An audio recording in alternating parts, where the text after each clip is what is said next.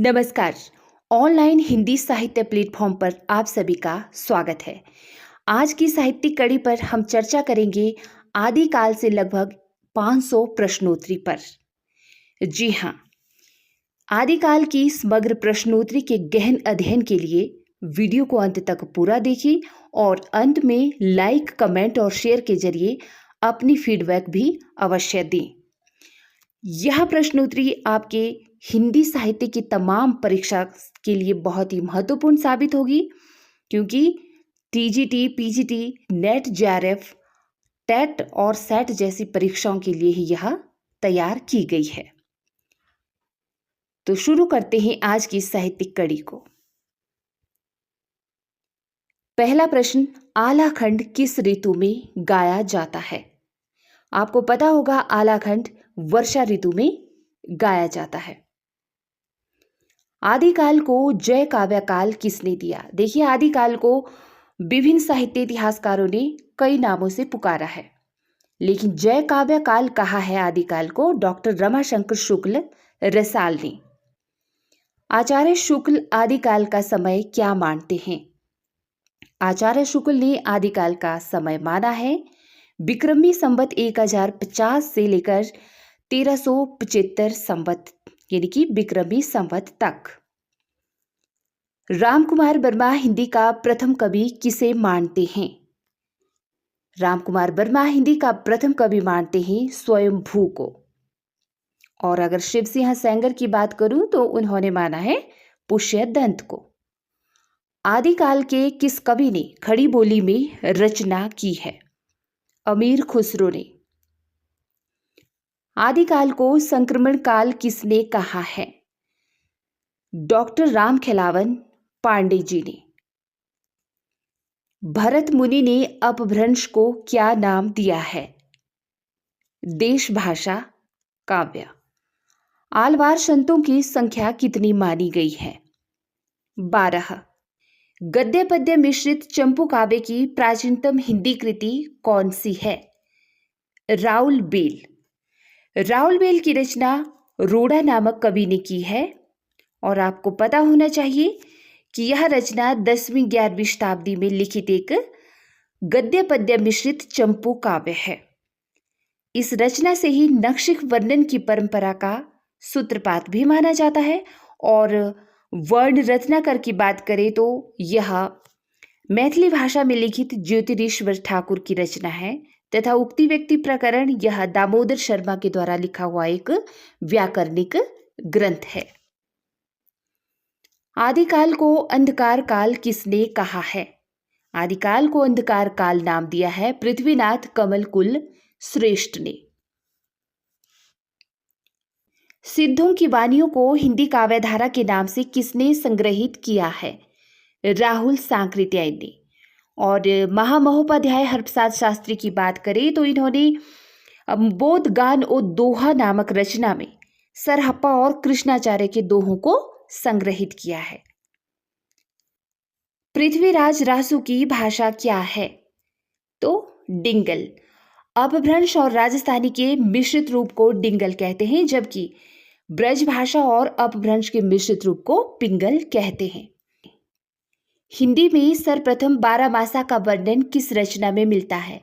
विसलदेव रासो। नरपति नाला द्वारा यह रचना 1212 में लिखी गई है। यह एक श्रृंगारिक रचना है। गणपति चंद्रगुप्त ने आदिकाल को क्या कहा है? तो गणपति चंद्रगुप्त ने आदिकाल को उन्मेष काल भी कहा है, प्रारंभिक काल भी कहा है, इसीलिए उपर्युक्त दोनों सही उत्तर होगा। अपभ्रंश का भवभूति किसे कहा जाता है? अपभ्रंश का भवभूति कहा जाता है पुष्पदंत को। विद्यापति के गुरु का क्या नाम था? तो पंडित हरि मिश्र विद्यापति के गुरु थे। विसलदेव रासो की नायिका का क्या नाम है? विसलदेव रासो की नायिका का नाम है राजमती। पुष्पदंत को भाखा की जड़ किसने कहा है? पुष्पदंत को भाखा की जड़ कहा है शिव सिंह सेंगर ने। आदिकाल को आविर्भाव काल किसने कहा है? आदिकाल को आविर्भाव काल नाम दिया है शैलेश जैदी ने भी और डॉक्टर राकेश ने भी, इसलिए उपयुक्त दोनों सही उत्तर। सिद्धों और नाथों में सबसे पुराने कौन हैं? मच्छंदर नाथ। अपभ्रंश शब्द का सर्वप्रथम प्रयोग किसने किया? पतंजलि ने। आदिकाल को उद्भव काल किसने कहा? आदिकाल को उद्भव काल वासुदेव सिंह ने कहा या नाम दिया। विसलदेव रासो कितने खंडों में विभक्त है? विसलदेव रासो 4 खंडों में विभक्त है। विद्यापति किसके दरबारी कवि थे? विद्यापति कीर्ति सिंह के दरबारी कवि थे। राउलवेल में कितनी बोलियों का चित्रण मिलता है? राउलवेल में लगभग 7 बोलियों का चित्रण मिलता है। आदिकाल को आधार काल नाम किसने दिया? आदिकाल को आधार काल नाम दिया डॉक्टर मोहन अवस्थी ने। हजारी प्रसाद द्विवेदी किसे हिंदी का प्रथम कवि मानते हैं? अब्दुल रहमान जी को। आचार्य शुक्ल ने रासु शब्द का संबंध किस शब्द से माना है? रसायन शब्द से। बचन सिंह ने किस कवि को हिंदी का जातीय कवि कहा है? विद्यापति को। आदिकाल को वीरकाल किसने कहा है? आदिकाल को वीरकाल कहा है विश्वनाथ प्रसाद मिश्र ने। चंदनवाला रास के रचयिता कौन हैं? कवि आसगू द्वारा रचना है चंदनवाला रास। अपभ्रंश के प्रभाव से मुक्त आदिकालीन हिंदी रचना कौन सी है? तो विसलदेव रासो। पृथ्वीराज रासो में कितने समय या सर्ग हैं? 69 सर्ग। राहुल सांकृत्यायन ने हिंदी का पहला कवि किसे माना है? सरहप्पा को। रचना और रचनाकार की दृष्टि से कौन सा विकल्प सुमेलित नहीं है? नेमिनाथ चरयू हरिभद्र सूरी की रचना है। पाहुड़ दोहा राम सिंह की रचना है। भविष्यत कहा धनपाल की रचना है। प्रबंध चिंतामणि विनय चंद सूरी की रचना नहीं है, इसीलिए यहां पर यही विकल्प सही सुमेलित नहीं होगा। निम्नलिखित में से कौन सी रचना शिलांकित है? कवि रोड़ा द्वारा रची हुई राउलवेल। पृथ्वीराज रासों में प्रमुख रस कौन सा है? वीर और श्रृंगार रस। आक्रोश की भाषा का पहला प्रयोग सरहप्पा में दिखाई देता है, यह कथन किस साहित्य इतिहासकार का है? तो डॉक्टर बचन सिंह। जन्म काल की दृष्टि से निम्नलिखित कवियों का सही क्रम कौन सा है?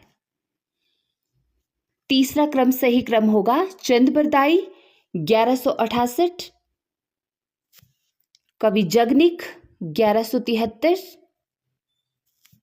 खुसरो 1253 और श्रीधर का जन्म हुआ आपके 14वीं शताब्दी में, 14वीं शती में।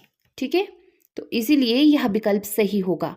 सबसे पहले चंद बरदाई, फिर जगनिक, फिर खुसरो, फिर श्रीधर।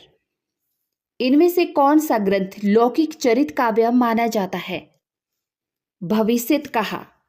भविष्यत कहा लौकिक चरित काव्य माना जाता है, जबकि पाहुड़ दोहा मुनिराम की रचना है और योग सार तथा परमात्म प्रकाश यह कवि जो इंदु की रचना है।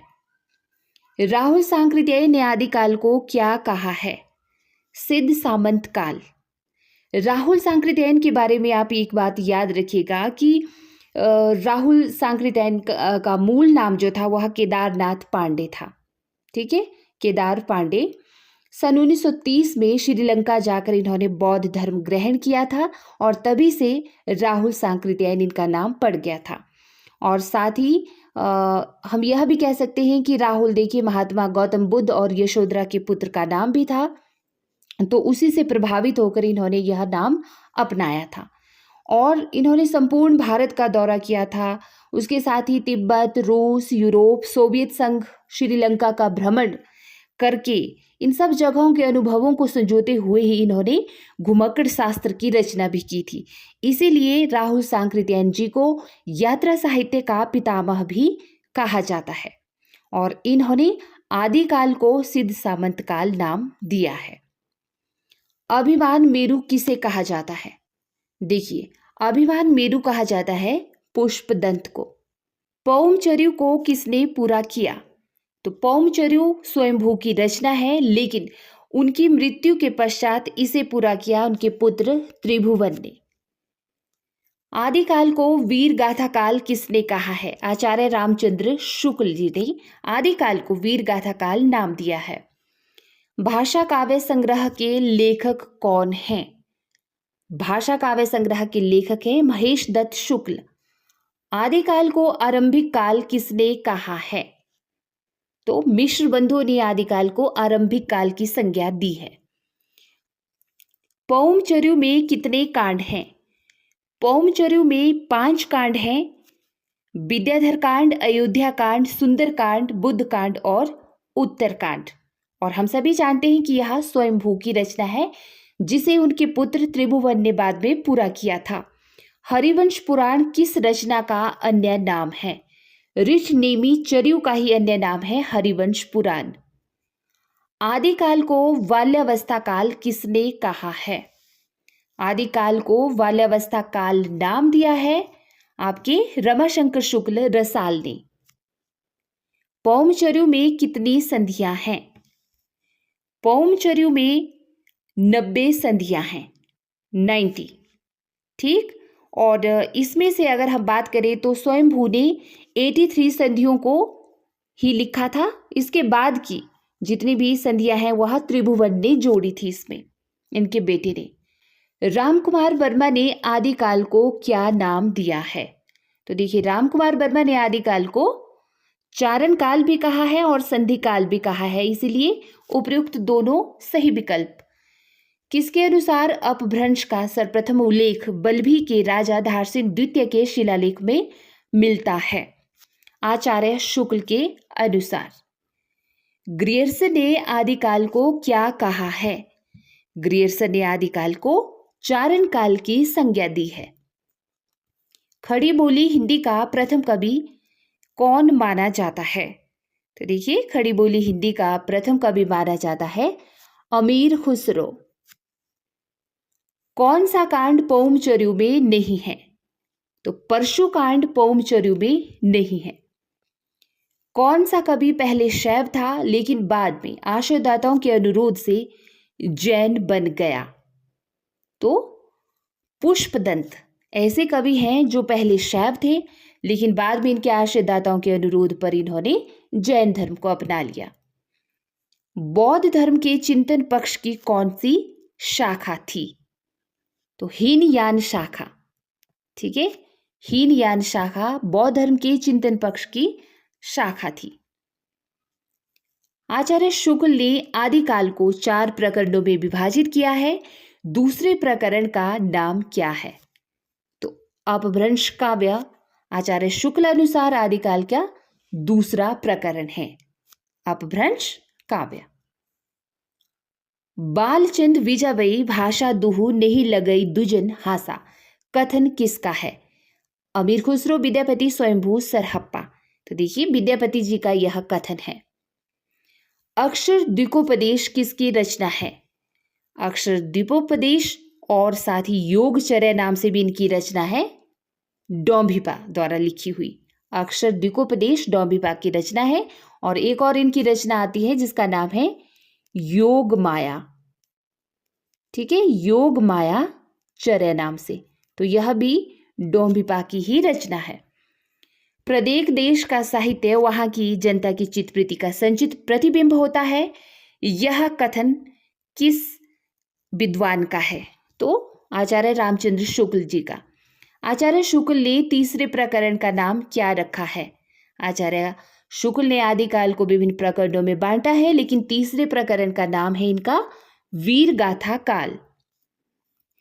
उस समय जैसे गाथा कहने से प्राकृत का बोध होता था, वैसे ही दोहा या दूहा कहने से अपभ्रंश या प्रचलित काव्य का बोध होता था। यह कथन किस कवि का है? आचार्य शुक्ल का। श्रेष्ठता और महत्व के आधार पर किस सिद्ध का प्रथम स्थान माना जाता है? तो श्रेष्ठता और महत्व के आधार पर लुइपा का प्रथम स्थान माना जाता है सिद्धों में। बौद्ध गान और दोहा किस भाषा में लिखा गया है? तो बांग्ला भाषा की यह रचना है, हरप्रसाद शास्त्री द्वारा लिखी हुई, और इसमें हमें सिद्धों के बारे में जानकारी प्राप्त होती है। किस कवि को राहुल भद्र कहा जाता है? सरहप्पा को राहुल भद्र के नाम से भी जाना जाता है। बौद्ध गान और दोहा के रचनाकार कौन हैं? तो हरप्रसाद शास्त्री की रचना है बौद्ध गान व दोहा, जिसमें हमें सिद्धों के बारे में जानकारी प्राप्त होती है। साथ साथ वीडियो को लाइक भी करते रहिएगा, और जो नए व्यूअर्स हैं प्लीज चैनल को सब्सक्राइब भी कीजिएगा। दोहा कोश किसकी रचना है? दोहा कोश सरहप्पा की रचना है। किसे सरोज वज्र नाम से जाना जाता है? तो सरोज वज्र नाम से जाना जाता है आपके सरहप्पा को ही। सिद्ध साहित्य में किस रस की प्रधानता रही है? शांत रस की। जसहरचरित के लेखक कौन हैं? पुष्पदंत की रचना है जसहरचरित। महापुराण में कितने महापुरुषों का जीवन चरित वर्णित है? लगभग 63 महापुरुषों का जीवन चरित मिलता है महापुराण रचना में। सांकेतिक अर्थ रखने के कारण किनकी वाणियों की भाषा को संधा भाषा नाम दिया गया? तो सिद्धों की वाणियों को संधा भाषा नाम भी दिया गया सांकेतिक अर्थ रखने के कारण। संदेश राशक किस प्रकार का काव्य है? संदेश राशक अब्दुल रहमान द्वारा लिखा हुआ एक खंड काव्य है। निम्नलिखित किस रचना में कड़वक शैली का प्रयोग नहीं हुआ है? तो देखिए, पाहुड़ दोहा ऐसी रचना है जिसमें कड़वक शैली का प्रयोग नहीं हुआ है। इसके अलावा पौमचर्यु, महापुराण और जम्बू स्वामी रासा यह कड़वक शैली में लिखी हुई रचनाएं हैं।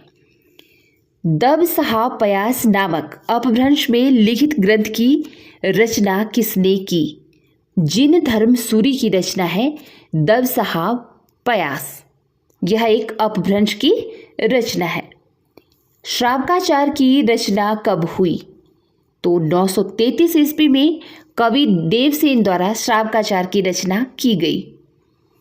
आदिकाल में खड़ी बोली को काव्य की भाषा बनाने वाले प्रथम कवि कौन हैं? तो आदिकाल में काव्य की भाषा खड़ी बोली को बनाने वाले कवि हैं अमीर खुसरो। नाथों की कुल संख्या मानी जाती है 9। चंद्रधर शर्मा गुलेरी ने साहित्यिक अपभ्रंश को जिस नाम से पुकारा वह नाम है पुरानी हिंदी। आदिकाल के काव्यों की प्रधान भाषा थी, आदिकाल के काव्यों की प्रधान भाषा रही है डिंगल पिंगल। आदिकाल के साहित्य में उपेक्षित रहा राष्ट्रीय चेतना। निम्नलिखित कौन सी रचना अपभ्रंश की नहीं है? पूछा है, नहीं है। तो चित्रावली कवि उस्मान की रचना है जो अपभ्रंश भाषा में नहीं लिखी है बल्कि अवधी भाषा की रचना है। अमीर खुसरो का मूल नाम क्या था? अमीर खुसरो का मूल नाम था अबुल हसन। निम्नलिखित में से किसका संबंध सिद्ध साहित्य से नहीं है? तो गोपीचंद का संबंध सिद्ध साहित्य से नहीं रहा है। राउलवेल किस तरह की रचना है? राउलवेल गद्य पद्य मिश्रित एक चंपू काव्य है। निम्नलिखित में से कौन सा कवि आदिकाल से संबंध नहीं रखता है? तो देखिए, गदाधर भट्ट आदिकाल के कवि नहीं है। इश्क भरा है देख ले और जगत से दूर, एक अचंभा हमने देखा देहरी का नासूर। अमीर खुसरो की इस पहेली का क्या आशय है? अमीर खुसरो की इस पहेली का आशय का अर्थ है कुआं। ठीक है, इश्क भरा है देख ले और जगत से दूर। कालक्रम की दृष्टि से निम्नलिखित रचनाकारों का सही क्रम क्या होगा? कालक्रम की दृष्टि से सरहप्पा सबसे पहले कवि हैं, उसके बाद पुष्पदंत, फिर अदामान और फिर उसके बाद हेमचंद्र जी, यानी कि विकल्प ए सही उत्तर। आलाखंड का दूसरा नाम क्या है? आलाखंड का दूसरा नाम परमाल रासो है, जो कवि जगनिक की रचना है।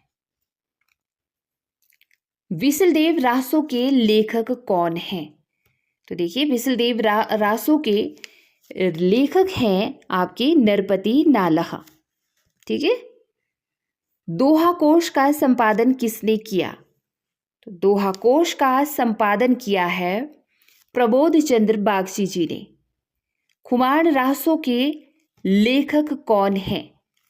तो दलपत विजय की रचना है खुमाण रासो।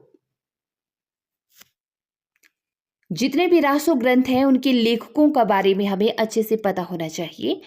माधव हम परिणाम निराशा पंक्ति के लेखक कौन हैं? तो विद्यापति की रचना है, रचना पंक्ति है यह काव्य पंक्ति कि माधव हम परिणाम निराशा। आत्मबोध किसकी रचना है? गोरखनाथ की रचना है आत्मबोध। गोरखनाथ की रचनाओं का संकलन गोरखवाणी नाम से किया है पीताम्बर दत्त बर्थवाल जी ने। संदेश राशक में किसका चित्रण मिलता है? तो देखिए, विक्रमपुर की वियोगिनी का चित्र मिलता है हमें संदेश राशक रचना में। और संदेश राशक किसकी रचना है? कमेंट बॉक्स में आप लिखते रहिएगा। जितने भी प्रश्नों का उत्तर आप जानते हैं प्लीज कमेंट बॉक्स में लिखते रहिएगा। विद्यापति की कौन सी रचना संपादित होकर अभी तक प्रकाशित नहीं हुई है? तो कीर्ति पताका ऐसी रचना है जो अभी तक भी प्रकाशित नहीं हुई है। सहजयान के प्रवर्तक कौन है? सहजयान के प्रवर्तक कवि सरहप्पा को माना जाता है। विद्यापति की पदावली के श्रृंगारिक पदों की मादकता को नागिन की लहर कहा है सूर्यकांत त्रिपाठी निराला ने। देखिए, और यदि विद्यापति के बारे में बात करें तो ग्रियर्सन ऐसे कवि रहे हैं जिन्होंने विद्यापति को रहस्यवादी कवि कहा है, जबकि निराला ने इनकी पदावली के श्रृंगारिक पदों को नागिन की लहर के समान बताया है। कौन सी उपाधि विद्यापति को नहीं मिली थी? विद्यापति को बहुत सारी उपाधियों से विभूषित किया गया है, लेकिन कवि रोचक की उपाधि विद्यापति को नहीं मिली थी। आध्यात्मिक रंग के चश्मे आजकल बहुत सस्ते हो गए हैं, उन्हें चढ़ाकर जैसे कुछ लोगों ने गीत गोविंद के पदों को आध्यात्मिक संकेत बताया है, वैसे ही विद्यापति के इन पदों को भी। यह कथन किसका है? तो देखिए, आचार्य शुक्ल द्वारा लिखा हुआ यह कथन है विद्यापति के संबंध में। बिसलदेव रासो के किस खंड में बारहमासा का वर्णन मिलता है? तो बिसलदेव रासो के तृतीय खंड में बारहमासा का वर्णन मिलता है। और आपको पता होना चाहिए कि बिसलदेव रासो में कुल 4 खंड हैं। 4 खंडों में यह रचना रची गई है। बारहमासा की शुरुआत किस महीने से होती है? कार्तिक, सावन, कवार या चैत्र? तो कार्तिक मास से बारहमासा की शुरुआत मानी जाती है। विद्यापति ने पदावली किस भाषा में लिखी है?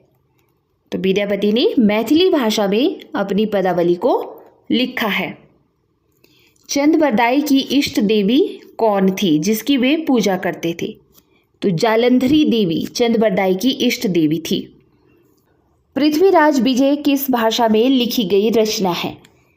पृथ्वीराज विजय संस्कृत भाषा में लिखी हुई रचना है। पृथ्वीराज विजय के लेखक कौन हैं? तो यह रचना है जयानक भट्ट द्वारा लिखी हुई संस्कृत भाषा में पृथ्वीराज विजय। पुरुष परीक्षा किसकी रचना है? विद्यापति की रचना रही है पुरुष परीक्षा। और साथ ही अन्य रचनाओं की बात करें तो भू परिक्रमा, शैव सर्वस्वसार, गंगा वाक्यावली, लिखनावली आदि भी ये विद्यापति की चर्चित रचनाएं हैं। और देखिए, कीर्ति पताका, पदावली और कीर्तिलता तो हैं ही। चंद-बरदाई को हिंदी काव्य का जनक किसने कहा है? तो चंद-बरदाई को हिंदी काव्य का जनक माना है F.S. ग्राउज ने। चंद-बरदाई को वीर काव्यधारा का प्रथम महाकवि किसने कहा है? वीर काव्य धारा का प्रथम महाकवि कहा है डॉक्टर राम कुमार वर्मा ने। जयचंद और पृथ्वीराज के बीच में हुए युद्धों का वर्णन हमें किस रचना में मिलता है? तो जयमयंक जस चंद्रिका में हमें जयचंद और पृथ्वीराज के बीच हुए युद्धों का वर्णन मिलता है। चंद्रबरदाई को हिंदी भाषा का सर्वप्रथम कवि किसने कहा था? तो जॉन वीम्स ने चंद्रबरदाई को हिंदी भाषा का सर्वप्रथम कवि माना था। चंद्रबरदाई को हिंदी संसार का चांसर किसने कहा है? हरियोध उपाध्याय सिंह ने।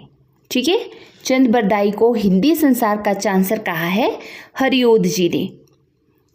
पद्मावती समय किस रचना का महत्वपूर्ण सर्ग है? तो देखिए, पद्मावती समय पृथ्वीराज रासो रचना का महत्वपूर्ण सर्ग है। जयनक भट्ट को जब पृथ्वीराज विजय नामक रचना मिली तो उन्होंने इसे किसे दिया? इन्होंने कविराज श्यामल दास और मुरारी दीन इन दोनों को इस रचना को सौंपा। तो उपयुक्त दोनों सही विकल्प होगा। श्याम सुंदर दास एवं बृजनंदन सहाय विद्यापति को क्या मानते हैं या क्या मानते थे? तो देखिए, विद्यापति को ये दोनों वैष्णव भक्त मानते थे, जबकि वैसे हमने देखा कि शैव भक्त माना जाता है विद्यापति को, लेकिन श्याम सुंदर दास और ब्रजनंदन सहाय विद्यापति को वैष्णव भक्त मानते थे। भू परिक्रमा किसकी रचना है? भू परिक्रमा विद्यापति द्वारा रची हुई रचना है। विद्यापति को शुद्ध श्रृंगारी कवि किसने माना है? तो इन सभी कवियों ने, यानी कि आचार्य शुक्ल ने, हरप्रसाद शास्त्री ने और राम कुमार वर्मा ने विद्यापति को शुद्ध श्रृंगारी कवि माना है। कीर्तिलता कितने पल्लवों में विभक्त रचना है? तो कीर्तिलता 4 पल्लवों में विभक्त रचना है। कीर्तिलता को विद्यापति ने क्या कहा है? कीर्तिलता को विद्यापति ने पुरुष कहानी कहा है और यह एक चरित काव्य है। इस कृति का, यानी कि इस कृति का आरंभ होता है भृंग भृंगी संवाद से। किसने स्वयं को षटभाषा पुराण और कुरान का ज्ञाता होने का दावा किया है? तो विद्यापति जी ने। षटभाषा से तात्पर्य होता है संस्कृत, प्राकृत, अबहट, पैशाची, शौरसैनी तथा मागधी भाषा का ज्ञान होने से। तो यह सब दावा किया है विद्यापति जी ने, ये सब भाषा इनको ज्ञात थी। मिराजुल आस्किन किसकी रचना है? तो ख्वाजा बंदा नेवाज की रचना है मिराजुल आस्किन। पृथ्वीराज रासो में कुल कितने संस्करण हैं? पृथ्वीराज रासो 4 संस्करणों की रचना है। 4 संस्करणों में सबसे बात करें कि सबसे बड़ा बृहद संस्करण कौन सा है, तो पहला संस्करण बृहद संस्करण माना जाता है इस रचना का, और दूसरा संस्करण मध्यम संस्करण माना जाता है, और तीसरा संस्करण लघु संस्करण माना जाता है, तथा चौथा संस्करण लघुतम संस्करण माना जाता है, या इन नामों से भी इसे जाना जाता है। पृथ्वीराज रासो को अर्ध प्रमाणिक मानने वाले विद्वान कौन से नहीं हैं? दिए गए विकल्पों में से कौन से नहीं हैं? तो देखिए, मोतीलाल मेनारिया जी यह पृथ्वीराज रासो को अर्ध प्रमाणिक नहीं मानते हैं। ठीक है, तो किसने पृथ्वीराज रासो को प्रमाणिक नहीं माना है फिर? तो पृथ्वीराज रासो को मुनिजिन विजय ने प्रमाणिक रचना नहीं माना है, बल्कि इन्होंने माना है अर्ध प्रमाणिक। ठीक है, तो इस तरह से पृथ्वीराज रासो से संबंधित ये प्रश्न बनते हैं। कौन सा संस्करण पृथ्वीराज रासो में नहीं है? अभी मैंने बात की इन संस्करणों के बारे में, तो देखिए इसमें उच्चतम संस्करण कोई भी संस्करण नहीं है। इसमें लघु संस्करण है, बृहद संस्करण है और लघुतम संस्करण है। उच्चतम कोई भी नाम से यह संस्करण नहीं है। ठीक है, राउलवेल में वर्णित 7 बोलियों में किस बोली की प्रधानता ज़्यादा मिलती है? तो राजस्थानी बोली की प्रधानता राउलवेल रचना में ज़्यादा देखने को मिलती है। खुसरो की रचनाएं मौखिक परंपरा की होने के कारण प्रमाणित नहीं कही जा सकती, यह कथन किसका है? तो मोहन अवस्थी जी ने यह कथन दिया है।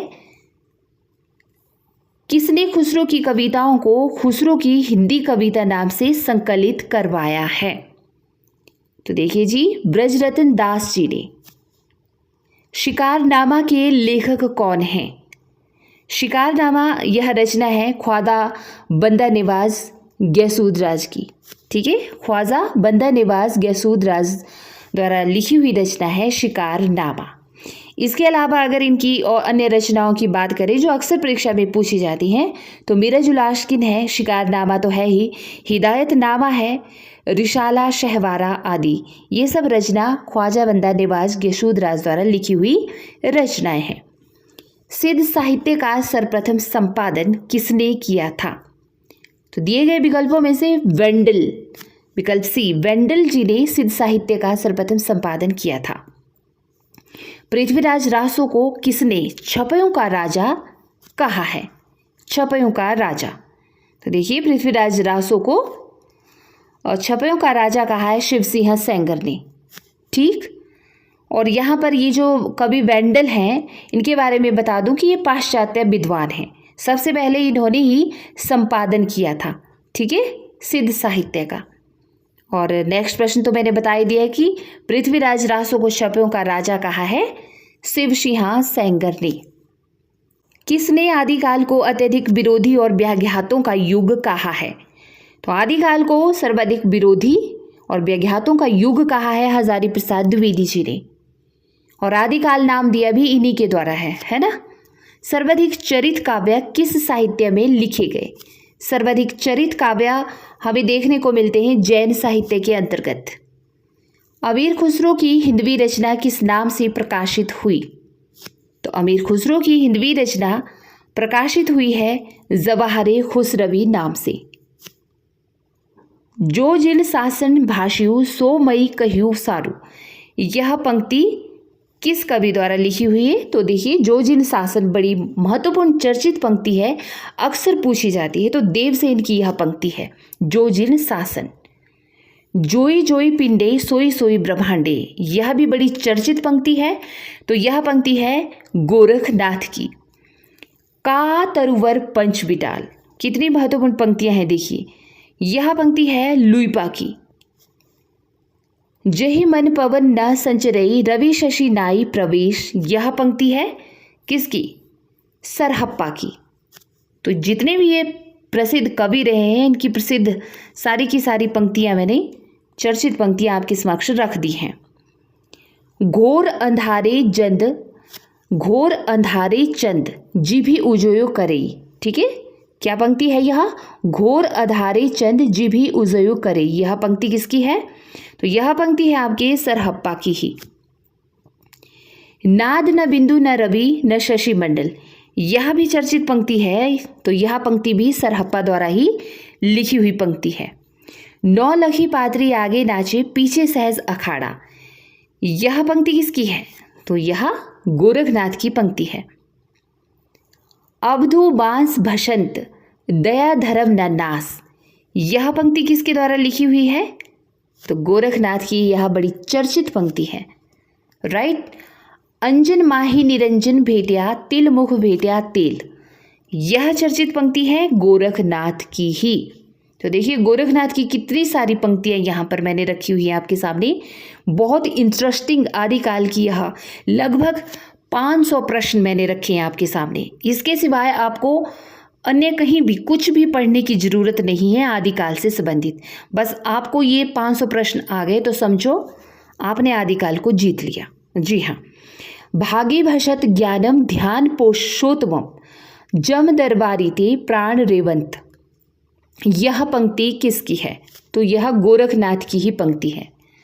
क्या लिखा है कि भागी भषंत ज्ञानम ध्यातम शोवंत जम दरबारी ते प्राण रेवंत, तो गोरखनाथ की यह पंक्ति है।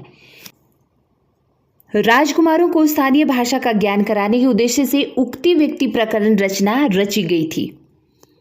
उक्ति व्यक्ति प्रकरण रचना की भाषा क्या है? तो देखिए अवधी भाषा की यह रचना है उक्ति व्यक्ति प्रकरण। पंडित दामोदर शर्मा द्वारा लिखी हुई यह रचना है। यह एक व्याकरणिक ग्रंथ है जिसकी भाषा अवधी या हम पूर्वी हिंदी कह सकते हैं, और यह 5 प्रकरणों में विभक्त रचना है। ठीक है, 5 प्रकरणों में विभक्त रचना है। पंडित दामोदर शर्मा द्वारा लिखी हुई उक्ति व्यक्ति प्रकरण। और इफ़ आई एम मैं गलत बताती हूँ आपको तो प्लीज़ करेक्ट मी, ठीक है। कमेंट बॉक्स में जल्दबाजी में अगर मुझसे कुछ गलत हो गया हो तो करेक्ट कर दीजिएगा, यह आपकी रिस्पॉन्सिबिलिटी रही। निम्नलिखित किस रचना की भाषा संस्कृत है? तो देखिए बताना है कि संस्कृत की यहाँ कौन सी रचना है। तो पुरुष परीक्षा, ठीक है, यह संस्कृत में रची हुई रचना है विद्यापति की। कौन विद्यापति के पदों को गाते गाते भाव विभोर होकर मूर्छित हो गए थे या मूर्छित हो जाते थे अक्सर? तो चैतन्य महाप्रभु जी विद्यापति के पदों को गाते गाते इतने भाव विभोर हो जाते थे कि अक्सर मूर्छित हो जाया करते थे। किसने विद्यापति को अपरूप का कवि माना है? तो देखिए ऐसे भी साहित्य इतिहासकार रहे हैं जो अपरूप का कवि माना है जिन्होंने विद्यापति को, तो डॉक्टर बचन सिंह। विद्यापति की कुल कितनी रचनाएं मिलती हैं? तो विद्यापति की कुल 16 रचनाएं प्राप्त हुई हैं। विशाल हृदय के सूफी अमीर खुसरो शीर्षक ग्रंथ किसने लिखा है? तो देखिए दिए गए विकल्पों में सरला शुक्ल जी ऐसे रचनाकार रहे हैं जिन्होंने विशाल हृदय के सूफी अमीर खुसरो नामक इस शीर्षक से यह रचना लिखी है। हालात ए कन्हैया किसकी रचना है? हालात ए कन्हैया अमीर खुसरो की ही रचना है। एक नार पिया को भानी तनवा को सगरा ज्यों पानी, यह चर्चित पंक्ति किस कवि की है? तो अमीर खुसरो की चर्चित पंक्ति है यह। अमीर खुसरो का जन्म किस जिले में हुआ था जी? तो देखिए जी एटा में, एटा यानी कि उत्तर प्रदेश में अमीर खुसरो का जन्म हुआ था, ठीक है। निम्नलिखित कौन सी रचना अमीर खुसरो की है? तो यहाँ पर भी बताना है अमीर खुसरो की रचना कौन सी है। तो ये सभी रचनाएं, खाली बारी भी है, हालात ये कन्हैया, नजराने हिंदी और उपयुक्त सभी। और जो मैंने कहा कि एटा में इनका जन्म हुआ था, तो कब हुआ था? 1254 में हुआ था, ठीक है। और एटा की भी यानी कि एटा जिले के पटियाली नामक गांव में अमीर खुसरो का जन्म 1254 में हुआ था, एटा के पटियाली गांव में, ठीक है। एटा जिला पड़ता है, उसके पटियाली गांव में। सूनी सेज डरावन लागे अगिन मोही डस डस जावे, यह पंक्ति किसकी है? तो हमारे चर्चित कवि, खड़ी बोली के प्रथम कवि अमीर खुसरो साहब की ये चर्चित पंक्तियां हैं। देखिए नेक्स्ट प्रश्न है, भारतेश्वर बाहुबली रास किसकी रचना है? तो भारतेश्वर बाहुबली रास यह रचना है शालिभद्र सूरी की, ठीक है। अगर मैं आपको बार बार कह रही हूँ जल्दबाजी में कुछ गलत हो जाए तो कमेंट बॉक्स में सही कर दीजिएगा। आबू रास किसकी रचना है? चलिए आबू रास किसकी रचना है? तो कवि पलहड़ की रचना है आबू रास। अब रास बहुत सारी रचना है रास नाम से। देखिए बुद्धि रास किसकी रचना है? यह किसके द्वारा रची हुई रचना है? तो शालिभद्र सूरी की रचना है बुद्धि रास। आचार्य रामचंद्र शुक्ल ने वीरगाथा काल नामकरण जो किया है वह कितनी रचनाओं के आधार पर किया है? तो लगभग 12 रचनाओं के आधार पर ही इन्होंने आदिकाल को वीरगाथा काल नाम दिया है, यह नामकरण किया है। जीवदया रास किसकी रचना है? तो जीवदया रास है कवि आसगू की रचना। स्थूलीभद्र रास किसकी रचना है? देखिए स्थूलीभद्र रास यह है जिन धर्म सूरी की रचना। आचार्य शुक्ल ने 12 रचनाओं के आधार पर वीरगाथा नाम का नामकरण किया है। उनमें से 4 रचनाएं अपभ्रंश की हैं, 8 रचनाएं देशभाषा काव्य की हैं। अपभ्रंश के अंतर्गत कौन सी रचना नहीं आती? दिए गए विकल्पों में से बताना है। तो यहाँ पर जो परमाल रासो है वह अपभ्रंश के अंतर्गत नहीं आती, ठीक। हेमचंद्र द्वारा लिखित शब्दानुशासन में किस भाषा के व्याकरण का चित्रण किया गया है? तो प्राकृत भाषा के व्याकरण का चित्रण मिलता है हमें। ढोला मारूरा दुहा इस रचना के लेखक कौन हैं? तो कवि कलोल की रचना है ढोला मारूरा दुहा। गोरी सोवे सेज पर मुख पर डारे केस, चल खुसरो घर आपने रेन भई चहु देश। पूरी पंक्ति यह है इस तरह से। तो यह किसकी पंक्ति है? अमीर खुसरो की। ठीक है, निजामुद्दीन औलिया के ये शिष्य थे, या यूं कह सकते हैं कि निजामुद्दीन औलिया को अपना गुरु मानते थे, और जब इनकी मृत्यु हुई थी तो तब इन्होंने यह पंक्ति लिखी थी या कही थी कि गोरी सोवे सेज पर मुख पर डारे केस, चल खुसरो घर आपने रेन भई चहु देश। चलिए नेक्स्ट, सजन सकारे जाएंगे नैन मरेंगे रोए, बिदना ऐसी रैन कर भोर कभी ना होए। तो देखिए अमीर खुसरो साहब की ही यह पंक्ति है। तो यह किसकी मृत्यु पर इन्होंने कही थी? तो किसकी मृत्यु पर कही होगी? ठीक है, मुइनुद्दीन चिश्ती। यहाँ पर निजामुद्दीन औलिया की मृत्यु पर यह पंक्ति नहीं कही इन्होंने, बल्कि मुइनुद्दीन चिश्ती की मृत्यु पर यह पंक्ति कही इन्होंने। कचली रास के लेखक कौन हैं? देखिए कचली रास प्रज्ञा तिलक की रचना है। गया कुमार रास किसकी रचना है? गय कुमार रास। ठीक है, तो कवि देलहड़ की रचना है यह। आलाखंड किस ऋतु के समय गाया जाता है? तो आलाखंड वर्षा ऋतु के समय गाया जाता है। आला और उद्दिल भारतीय वीरता के उस आदर्श को प्रस्तुत करते हैं जिसे धीर वीर कहा जाता है। यह कथन किसका है? तो जॉर्ज ग्रेसन का यह कथन है। कुमारपाल प्रतिबोध किसकी रचना है?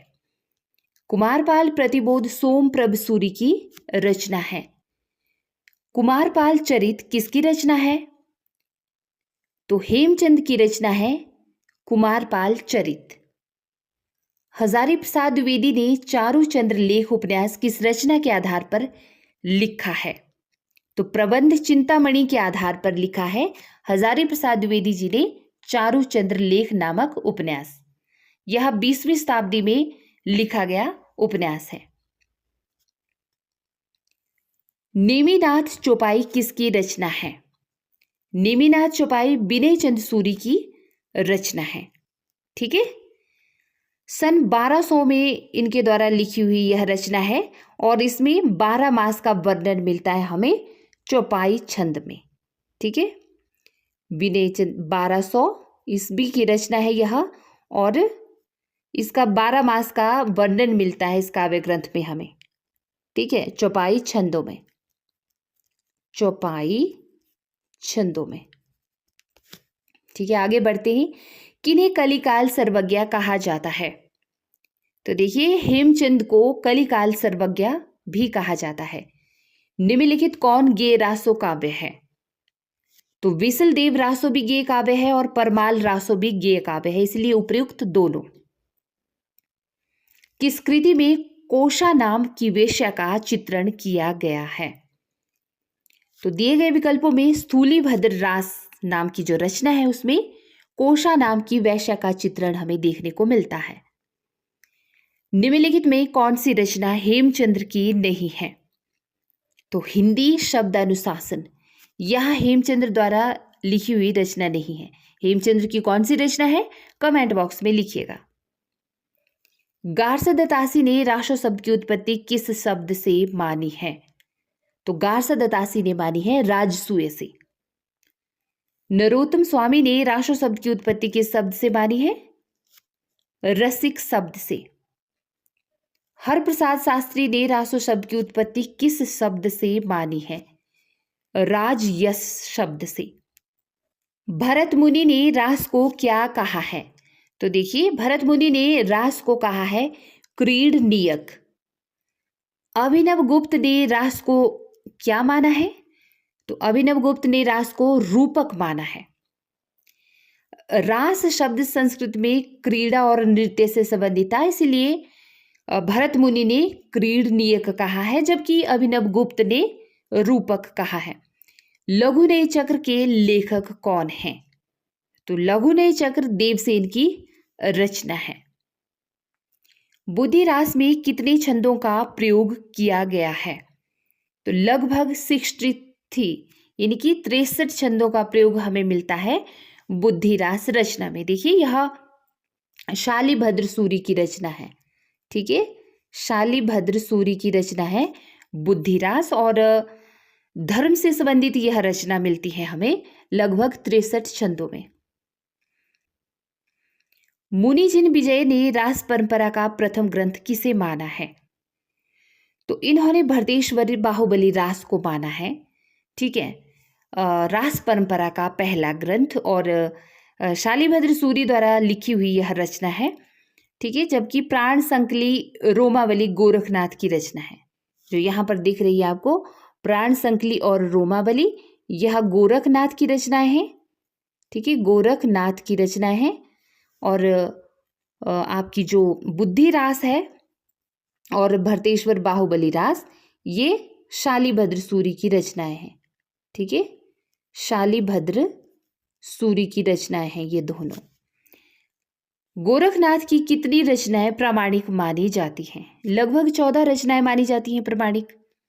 निम्नलिखित कौन सी रचना गोरखनाथ की नहीं है? तो यहां पर जीव दया रास, यह रचना गोरखनाथ की नहीं है, बल्कि जीव दया रास यह कवि आसगू की रचना है, आसगू की रचना है। और साथ ही एक और मिलती है आसगू की, चंदनवाला रास नाम से, ठीक है, चंदनवाला रास नाम से। निम्नलिखित किसे बालनाथ कहा जाता है? तो देखिए जी, जालंधर नाथ को बालनाथ भी कहा जाता है। योग प्रवाह किसकी रचना है? पीताम्बर दत्त बर्थवाल की रचना है योग प्रवाह नाम से। मत्स्येंद्र नाथ का वास्तविक नाम क्या था? विष्णु शर्मा नाम था मत्स्येंद्र नाथ का वास्तविक नाम। मत्स्येंद्र नाथ का पूजा का नाम क्या था? तो देखिए, इनके पूजा का नाम था पिपलीश देव, ठीक है। बहुत सारे नाम रहे हैं मत्स्येंद्र नाथ के। मत्स्येंद्र नाथ का गुप्त नाम क्या था तब? तो देखिए, भैरवानंद इनका गुप्त नाम था, ठीक। हिंदी के आरंभिक रूप को अवहट किसने कहा? तो हिंदी के आरंभिक रूप को अवहट कहा भोला शंकर व्यास ने। हिंदी साहित्य के आदिकाल का समय महाराज भोज के समय से हमीर देव के समय तक किसने माना? तो हम सभी अच्छे से जानते हैं, आचार्य रामचंद्र शुक्ल जी ने यह समय माना है। उस समय जैसे गाथा कहने से प्राकृत का बोध होता था, वैसे ही दोहा या दुहा कहने से किसका बोध होता था? अपभ्रंश का। हिंदू समाज में नीचे से नीचे समझी जाने वाली जाति भी अपने से नीचे एक और जाति ढूंढ ही लेती है, यह कथन था हजारी प्रसाद द्विवेदी जी का, ठीक है। सिद्ध साहित्य का प्रमुख केंद्र क्या था? तो देखिए, श्री पर्वत सिद्ध साहित्य का प्रमुख केंद्र रहा है। सिद्धों की भाषा को संध्या भाषा नाम किसने दिया था? तो मुनिदत्त ने भी दिया था और अद्वय व्रत ने भी दिया था, अर्थात इन दोनों ने सिद्धों की भाषा को संध्या भाषा नाम दिया था। स्वयंभूकृत पौमचर्यु में किस कथा का वर्णन हमें देखने को मिलता है?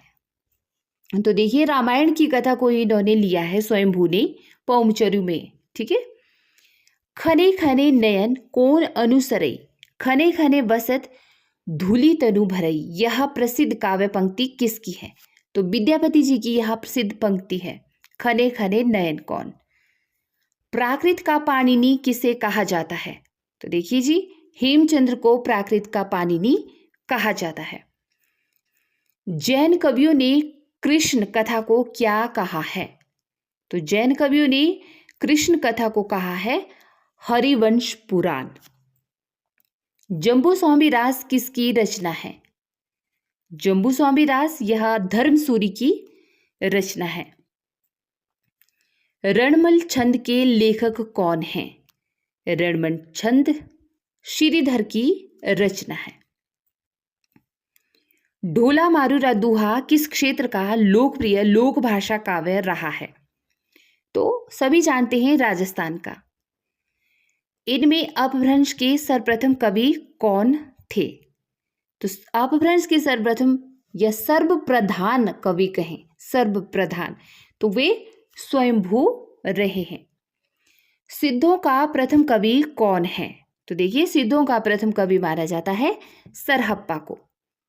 प्राकृत पैंगलम यह किसकी रचना है? तो प्राकृत पैंगलम है आपके वंशीधर की रचना। ठीक, अपभ्रंश प्रभावित हिंदी रचना कौन सी है? तो भरतेश्वर बाहुबली रास अपभ्रंश से प्रभावित हिंदी रचना मानी जाती है। वीर गाथाकालीन रासों काव्यों में निम्नलिखित में से किस विषय का वर्णन नहीं हुआ? कृष्ण लीला का प्रतिपादन या वर्णन नहीं मिलता है हमें वीर गाथाकालीन काव्यों में।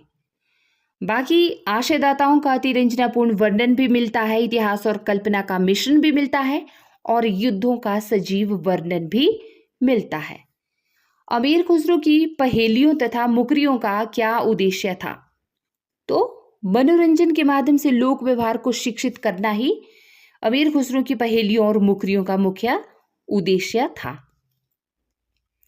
आदिकाल में किस प्रकार का साहित्य लिखा जा रहा था? तो हम सभी अच्छे से जानते हैं कि आदिकाल में जनजीवन से हटकर राजा महाराजाओं की वीरता का अतिरंजनापूर्ण वर्णन किया जा रहा था। 10वीं से 14वीं शताब्दी के साहित्य को किस विद्वान ने आदिकाल के अंतर्गत रखा है? 10वीं से 14वीं शताब्दी के बीच तो हजारी प्रसाद द्विवेदी जी ने। अपभ्रंश काव्य का सुप्रसिद्ध छंद कौन सा माना जाता है? पदरी छंद। निम्नलिखित कौन सा नाम आदिकाल का नहीं है? तो गद्य काल आदिकाल का नहीं है, ठीक है, यह आधुनिक काल के अंतर्गत आता है। चंद बरदाई किसके दरबारी कवि थे? तो चंद बरदाई पृथ्वीराज चौहान के दरबारी कवि थे। याश्रय किसकी रचना है? हेमचंद्र की रचना है याश्रय। गौतम रासा किसकी रचना है? तो देखिए विजय भट्ट की रचना है गौतम रासा। ललितांग किसकी रचना है? ये सारी आदिकालीन रचनाएं हैं ईसुरी, ठीक है, ईश्वर सूरी की रचना है आपकी ललितांग।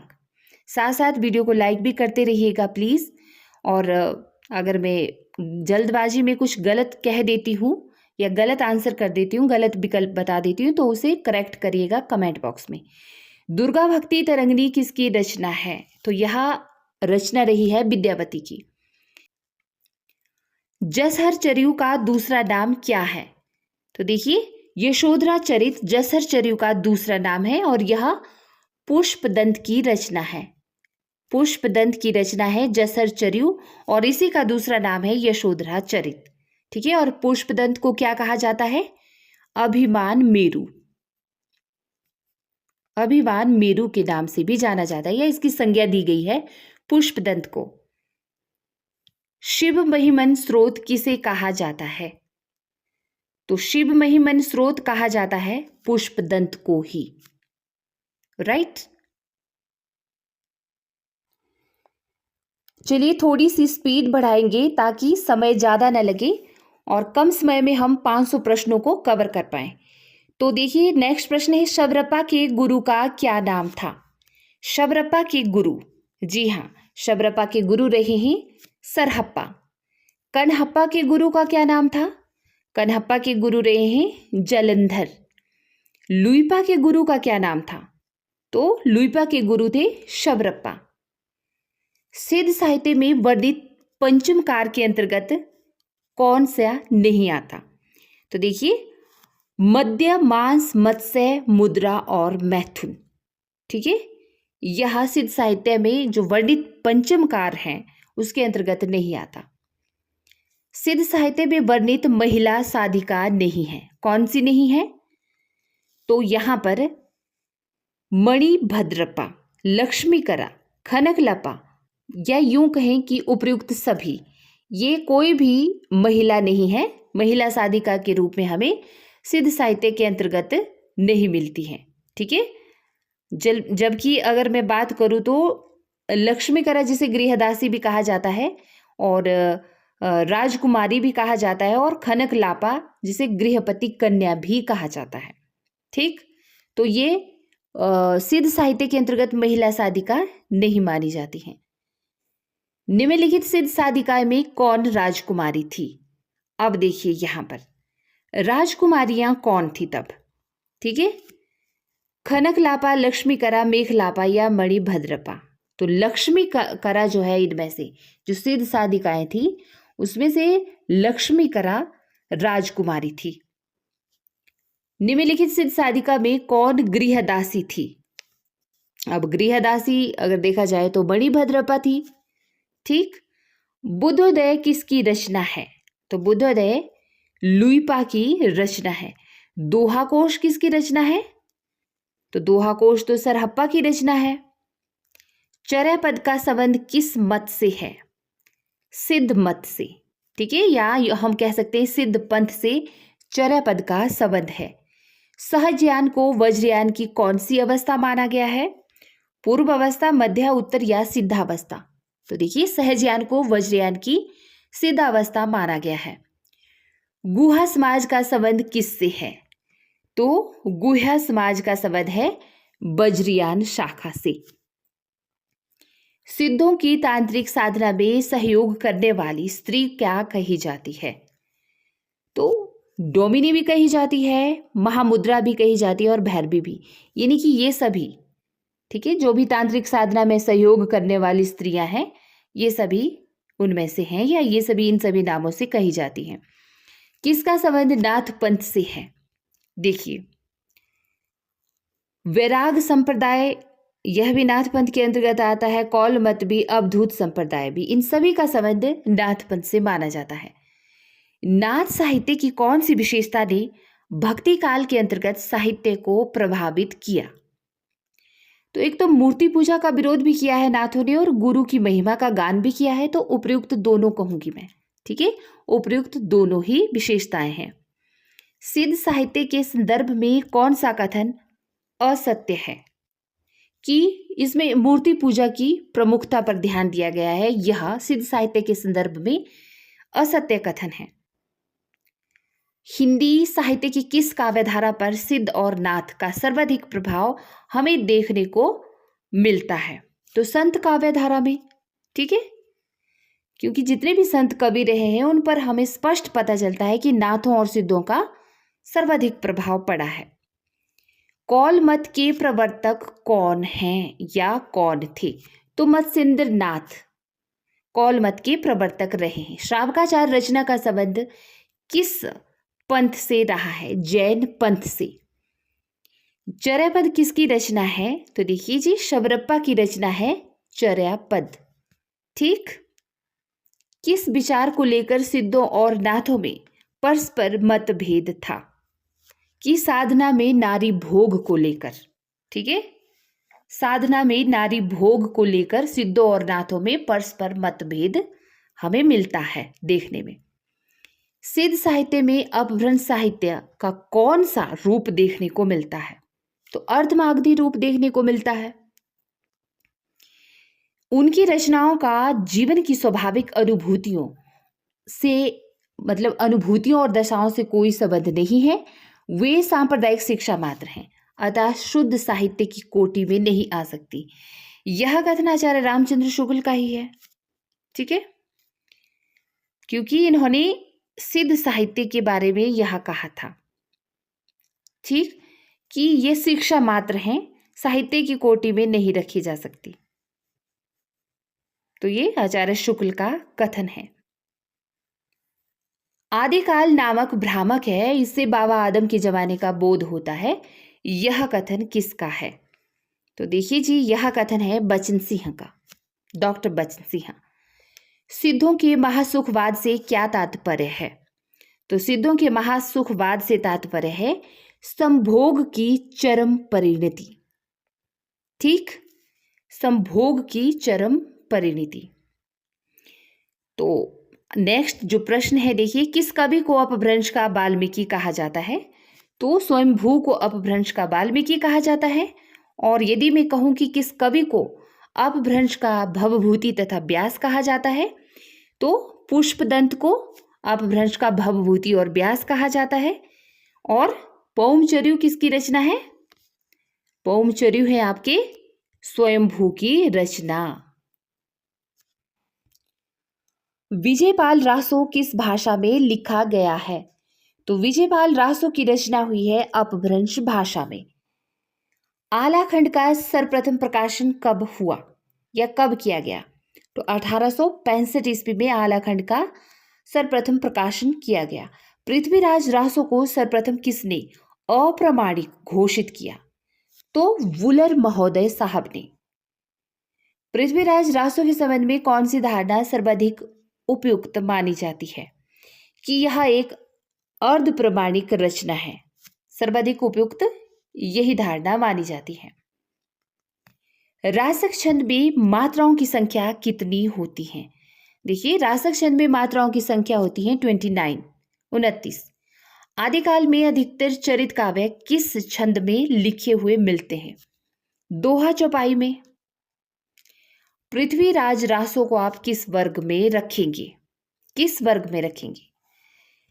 सांस्कृतिक महाकाव्य वर्ग में, राजनीतिक महाकाव्य में, ब्राह्मण महाकाव्य या फिर वीर गाथा? तो पृथ्वीराज रासो को हम वीर गाथा वर्ग में रखना चाहेंगे। मैथिली हिंदी में रचित गद्य रचना का नाम क्या है? तो मैथिली हिंदी में वर्ण रत्नाकर भी रची गई है और पदावली भी रची गई है, इसलिए विकल्प 3 सही होगा, यानी कि ये दोनों। 10वीं शताब्दी से 14वीं शताब्दी का काल, जिसे हिंदी का आदिकाल कहते हैं, भाषा की दृष्टि से अपभ्रंश का ही पड़ाव है। इसी अपभ्रंश के बढ़ाव को कुछ लोग उत्तरकालीन अपभ्रंश कहते हैं और कुछ लोग पुरानी हिंदी। यह कथन किसका है? तो देखिए, यह कथन है हजारी प्रसाद द्विवेदी जी का। भक्तिवाद पर सिद्धों का प्रभाव है। इनके साहित्य की सबसे बड़ी व महत्वपूर्ण देन है आदिकाल की प्रामाणिक सामग्री प्राप्त होना। यह कथन किसका है? तो यह कथन है हजारी प्रसाद द्विवेदी जी का ही। ठीक। संदेश रासक में कुल कितने छंदों का प्रयोग किया गया है? संदेश रासक में कुल 216 छंदों का प्रयोग किया गया है। और संदेश रासक किसकी रचना है? कमेंट बॉक्स में लिखिएगा।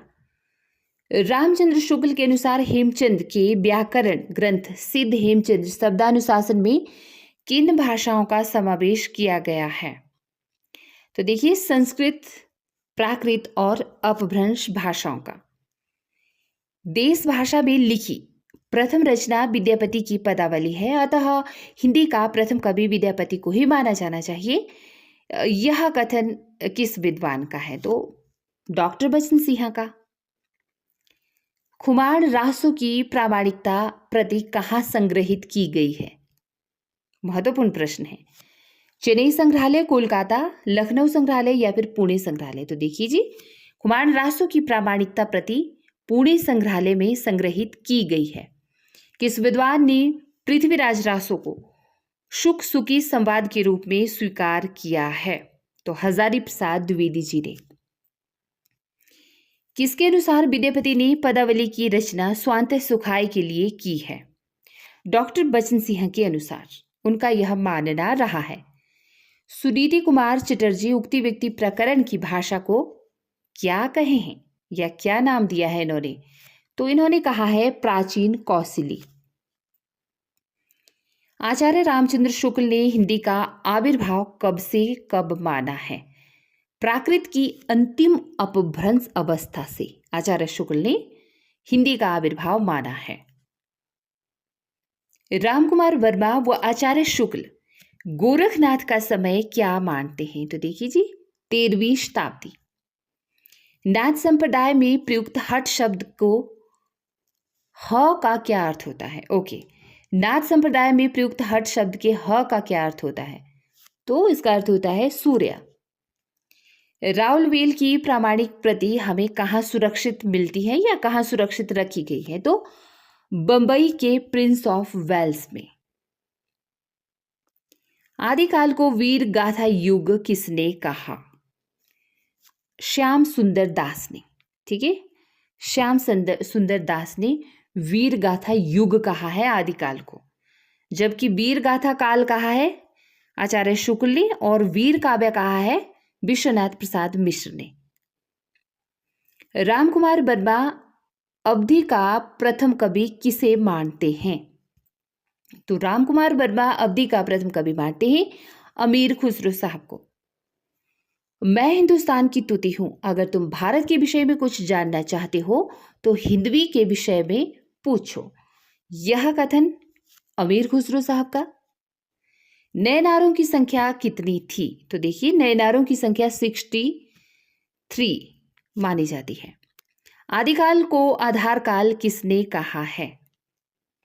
ठीक, आदिकाल को आधार काल नाम दिया है सुमन राजे और मोहन अवस्थी जी ने।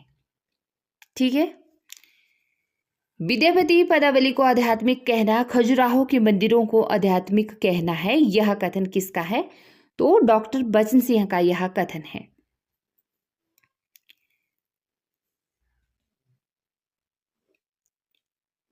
महत्वपूर्ण प्रश्न देखिए, आदिकाल और भक्ति काल के बीच एक स्वर्णिम कड़ी किस कवि को कहा जाता है? तो सही उत्तर है विद्यापति।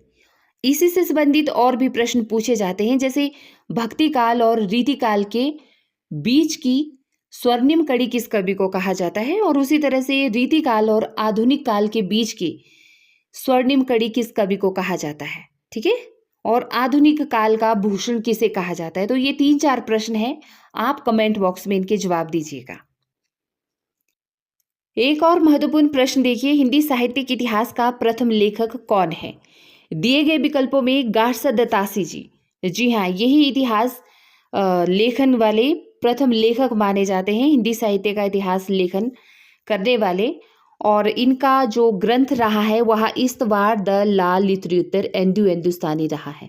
ठीक है, इस्तवार द लाल लित्रियुत्तर एंडू हिंदुस्तानी। और इसमें प्रत्येक शब्द के अगर अर्थ की बात करूँ तो जैसे इस्तवार का अर्थ होता है इतिहास, लित्रियुत्तर का अर्थ होता है साहित्य, और एंडू का अर्थ होता है हिंदुओं की हिंदी, तथा हिंदुस्तानी का अर्थ होता है मुस्लिमों की हिंदी यानी कि उर्दू। ठीक, तो इस तरह से इस्तवार द लाल लित्रियुत्तर एंडू हिंदुस्तानी नाम से गारसा दत्तासी ने हिंदी साहित्य का प्रथम इतिहास ग्रंथ लिखा था। ठीक, काशी नागरी प्रचारणी सभा द्वारा हिंदी साहित्य का बृहद इतिहास कितने खंडों में प्रकाशित किया गया है? लगभग 18 खंडों में प्रकाशित यह ग्रंथ है, और इसके प्रधान संपादक रहे हैं डॉक्टर नगेंद्र। ठीक है, डॉक्टर नगेंद्र, और सहायक संपादक की बात करूं तो वे रहे हैं धीरेन्द्र वर्मा। धीरेन्द्र वर्मा इसके सहायक संपादक रहे हैं, और शुरू में इसमें 16 खंड थे, और वर्तमान में अगर देखें तो 18 खंड है।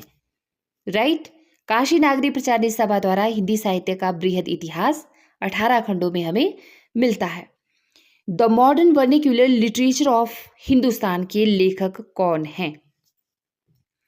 तो देखिए जी, जॉर्ज ग्रियर्सन की यह रचना है। ठीक है, जॉर्ज ग्रियर्सन की यह रचना है the modern vernacular literature of Hindustan. George Grierson ने ही यह रचना लिखी है। ठीक है, आगे बढ़ेंगे। हिंदी साहित्य नामक इतिहास ग्रंथ का संपादन किसने किया? तो डॉक्टर धीरेन्द्र वर्मा ने किया है। वेरी वेरी इंपॉर्टेंट यह प्रश्न है। राइट, कि हिंदी साहित्य नामक इतिहास ग्रंथ का संपादन किया है डॉक्टर धीरेन्द्र वर्मा ने। नेक्स्ट महत्वपूर्ण प्रश्न देखिए, हिंदी साहित्य का दूसरा स्वर्ण युग कौन सा काल है? हिंदी साहित्य का स्वर्ण युग, और यहां पर पूछा है दूसरा स्वर्ण युग कौन सा काल कहलाता है? भक्ति काल, मध्यकाल, उत्तर मध्यकाल या फिर आधुनिक काल? तो देखिए, हिंदी साहित्य का दूसरा स्वर्ण युग कहलाता है आधुनिक काल। और यदि आपसे पूछा जाए कि हिंदी साहित्य का स्वर्ण युग किसे कहा जाता है, तो वह होगा भक्ति काल को। ठीक, अगर दूसरा स्वर्ण युग पूछा जाएगा तो तब होगा आधुनिक काल। और यदि पूछा जाएगा कि ब्रज भाषा का स्वर्ण युग किस काल को कहा जाता है, तब होगा रीति काल को। ब्रज भाषा का इसमें बाहुल्य था, ब्रज भाषा में रचनाएं रची गई थी। और एक और प्रश्न बनता है, देखिए कि खड़ी बोली का स्वर्ण काल किसे कहा जाता है या कौन से काल को कहा जाता है? तो इस तरह के तमाम महत्वपूर्ण प्रश्न बनते हैं स्वर्ण काल से संबंधित। ठीक है, आपने कमेंट बॉक्स में मुझे बताना है। आगे बढ़ेंगे, ब्रज भाषा का स्वर्ण काल किसे कहा जाता है? तो देखिए वही प्रश्न आ गया। तो ब्रज भाषा का स्वर्ण काल कहा जाता है रीति काल को।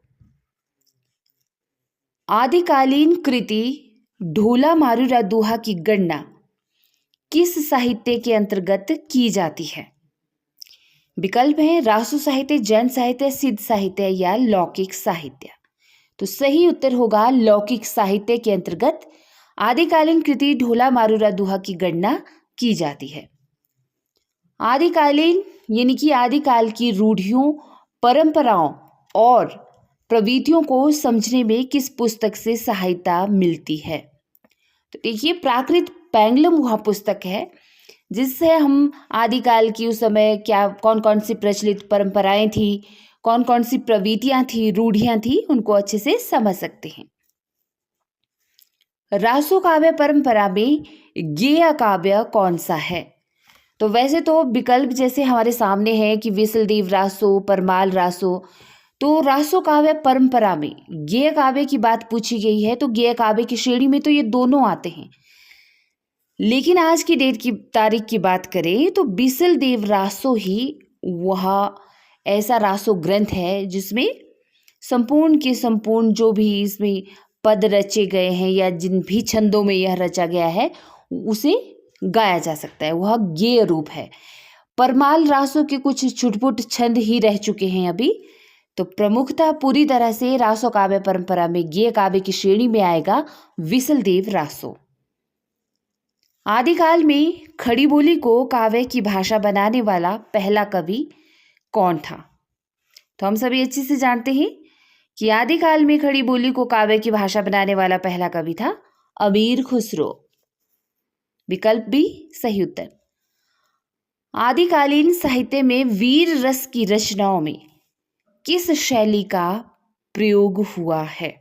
तो देखिए डिंगल शैली का प्रयोग हुआ है वीर रस की रचनाओं को रचने में। आपको पता है कि डिंगल राजस्थानी प्रस अपभ्रंश के मेल को कहा जाता है और पिंगल ब्रज भाषा प्रस अपभ्रंश के मेल को कहा जाता है ना। तो जो वीर काव्य रचा गया, वीर रस की रचनाएं रची गई, वो डिंगल भाषा में ही रची गई। आदिकाल के किस पंथ से भक्ति काल के संत मत का विकास माना जाता है? तो नाथ पंथ से भक्ति काल के संत मत का विकास माना जाता है। भर्तृहरि जलंधरी पाव कवि किस साहित्य से संबंधित थे? हम सभी अच्छे से जानते हैं नाथ साहित्य से संबंधित थे भर्तृहरि और जलंधरी पाव नामक कवि। आदिकाल के अंतर्गत किस साहित्य की प्रामाणिकता संदिग्ध मानी गई है? तो देखिए रासो साहित्य की जो प्रामाणिकता है उसे अक्सर संदिग्ध माना गया है। आचार्य हजारी प्रसाद द्विवेदी ने गाथा को किस भाषा का मुख्य छंद माना है? तो आचार्य हजारी प्रसाद द्विवेदी ने गाथा को प्राकृत का प्रमुख छंद माना है। ठीक है, प्राकृत का। वर्ण रत्नाकर किस प्रकार की कृति है? वर्ण रत्नाकर एक गद्य रचना है। 16वीं 17वीं शताब्दी के युग को हिंदी काव्य का स्वर्ण युग मानना किस इतिहास लेखक की एक महत्वपूर्ण उपलब्धि मानी गई है? तो देखिए जी जॉर्ज ग्रियर्सन ने माना है। ठीक है, 16वीं से 17वीं शताब्दी के युग को हिंदी काव्य का स्वर्ण युग जॉर्ज ग्रियर्सन ने माना है। शंकराचार्य ने सामाजिक एकीकरण के लिए किस दार्शनिक आध्यात्मिक ऐक्य का निरूपण किया? तो शंकराचार्य ने अद्वैत वेदांत का निरूपण किया था या इस सिद्धांत को माना था इन्होंने। इनमें से कौन सी रचना आदिकाल की है? तो हम सभी जानते हैं विद्यापति की पदावली आदिकालीन रचना है। बाकी सूरसागर, बीजक और भ्रमर गीत ये तो आधुनिक कालीन रचनाएं हैं। नेक्स्ट इंपॉर्टेंट प्रश्न देखिए, अपभ्रंश के प्रथम महाकवि कौन थे? अपभ्रंश के प्रथम महाकवि पूछा है तो स्वयंभू को अपभ्रंश का प्रथम महाकवि माना जाता है और राम कुमार वर्मा ने इन्हें माना है। ठीक है, राम कुमार वर्मा ने अपभ्रंश का प्रथम महाकवि स्वयंभू। साथ साथ लाइक और शेयर भी करते रहिएगा। मोस्ट इंपॉर्टेंट नेक्स्ट प्रश्न है, अपभ्रंश काव्य का सुप्रसिद्ध छंद कौन सा है? यहाँ पर सुप्रसिद्ध छंद पूछा है, तो अगर सुप्रसिद्ध छंद बताएं तो वह पदरी छंद है। लेकिन अगर अपभ्रंश में सबसे अधिक प्रयुक्त होने वाला छंद कौन सा है तो वह होगा दोहा छंद। ठीक, दोहा सबसे ज्यादा प्रयोग किया गया अपभ्रंश में, लेकिन सबसे प्रसिद्ध रहा पदरी छंद। तो इस तरह से ये प्रश्न बनते हैं। देखिए नेक्स्ट प्रश्न है, राजमती से रूठकर विसलदेव कहाँ चले गए थे? तो राजमती से रूठकर विसलदेव उड़ीसा चले गए थे, 12 साल के बाद लौटे थे। ठीक है, 12 साल तक ये एक दूसरे से मिले नहीं थे, याद रखना है। इनमें से किस ग्रंथ में लिखा है कि अग्नि परीक्षा के बाद सीता माता ने जैन धर्म में दीक्षा ले ली या उसमें दीक्षित हो जाती हैं? ठीक, तो देखिए जो पौमचर्यु है ना, स्वयंभू की रचना, उसमें हमें यह देखने को मिलता है कि अग्नि परीक्षा जब सीता माता की होती है उसके बाद वे जैन धर्म में दीक्षित हो जाती हैं। आपको बता दूं कि इसमें 90 संधियां हैं स्वयंभू की पौमचर्यु रचना में। ठीक है, 90 संधियां हैं इसमें और यह 5 कांड पर आधारित रचना है। 5 कांड है इस रचना में। ठीक है, और इनमें से 83 जो संधियां हैं वह लिखी हैं स्वयंभू ने खुद ही। ठीक है, 83 संधियां, और लगभग 7 संधियां फिर जोड़ी हैं इनके बेटे त्रिभुवन ने। ठीक है, त्रिभुवन ने 7 संधियां जोड़कर इसको पूरा किया है। और इसमें यह हमें देखने को मिलता है कि जब सीता माता की अग्नि परीक्षा होती है उसके बाद वे जैन धर्म में दीक्षित हो जाती हैं या धरती में समा जाती हैं। राइट। हिंदी साहित्य के 700 से 1400 ईस्वी के कालखंड को ग्रियर्सन ने क्या नाम दिया है? तो इन्होंने चारण काल नाम दिया है। ठीक, जिसे हम आदिकाल के नाम से जानते हैं। विरूपा किस सिद्ध के गुरु थे? तो विरूपा किस सिद्ध के गुरु रहे हैं, यह हमें पता होना चाहिए। देखिए विरूपा रहे हैं आपके डोम्भिपा के गुरु। ठीक, डोम्भिपा के गुरु रहे हैं विरूपा। और यदि मैं इस गुरु शिष्य परंपरा की बात करूं तो जैसे शबरप्पा के गुरु रहे हैं सरहप्पा,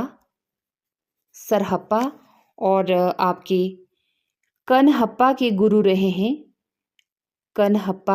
रहे हैं जालंधर नाथ। ठीक है, आप ऐसे सुन लीजिएगा। और डोम्भिपा के गुरु रहे हैं विरूपा, और कुक्कुरिप्पा के गुरु रहे हैं, कुक्कुरिप्पा भी तो आपको देखने को मिलता है, कौन? चरपटी। ठीक है, चरटिया नाम से रहे हैं ये, चरपटी नाथ नहीं, चरटिया नाम के शख्स रहे हैं इनके गुरु, कुक्कुरिप्पा के गुरु। ठीक, तो ये गुरु शिष्य परंपरा रही है। आगे बढ़ते हैं। आल्हा और उद्दल के चरित्र को वीर गाथात्मक 30 काव्य के रूप में रचने वाले कवि कौन हैं? तो कवि जगनिक। ठीक है, इनका जो आल्हा खंड है जिसे परमाल रासो के नाम से भी हम जानते हैं। देखिए इसको याद रखने की एक ट्रिक है कि यदि आपको पर होता है दूसरों का माल हड़पना है तो आपको रात को जागना पड़ेगा। ठीक है, तो परमाल जगनिक की रचना है जिसे हम आल्हा खंड के नाम से भी जानते हैं। ओके, और आल्हा वर्षा ऋतु में गाया जाता है, आपको पता है आल्हा जो छंद होता है वो वर्षा ऋतु में ही गाए जाते हैं। ठीक, बस इस तरह से याद रखना है आपने इसके बारे में। नेक्स्ट है, पंच पांडव चरित रास की रचना किसने की? तो पंच पांडव चरित रास की रचना की है शालिभद्र सूरि ने। ठीक, यह हिंदी की पहली ऐतिहासिक रचना मानी जाती है और गणपति चंद्र गुप्त ने हिंदी का पहला कवि माना है शालिभद्र सूरि को। रासो ग्रंथ किस भाषा में लिखे गए हैं? तो देखिए जी, रासो ग्रंथ लिखे गए हैं आपके किस भाषा में? आपको पता होना चाहिए कि रासो ग्रंथ डिंगल पिंगल भाषा में ही लिखे गए हैं, है ना? डिंगल पिंगल भाषा में ही तो रासो ग्रंथ मिलते हैं। वीरगाथा काल के प्रसिद्ध प्रबंध काव्य का नाम क्या है? तो पृथ्वीराज रासो। निम्न में से किसे ब्रज कोकिल कहा जाता है? तो हम सभी जानते हैं सत्यनारायण कविरत्न को ब्रज कोकिल कहा जाता है। 11वीं शताब्दी में रचित लोक भाषा काव्य कौन सा है?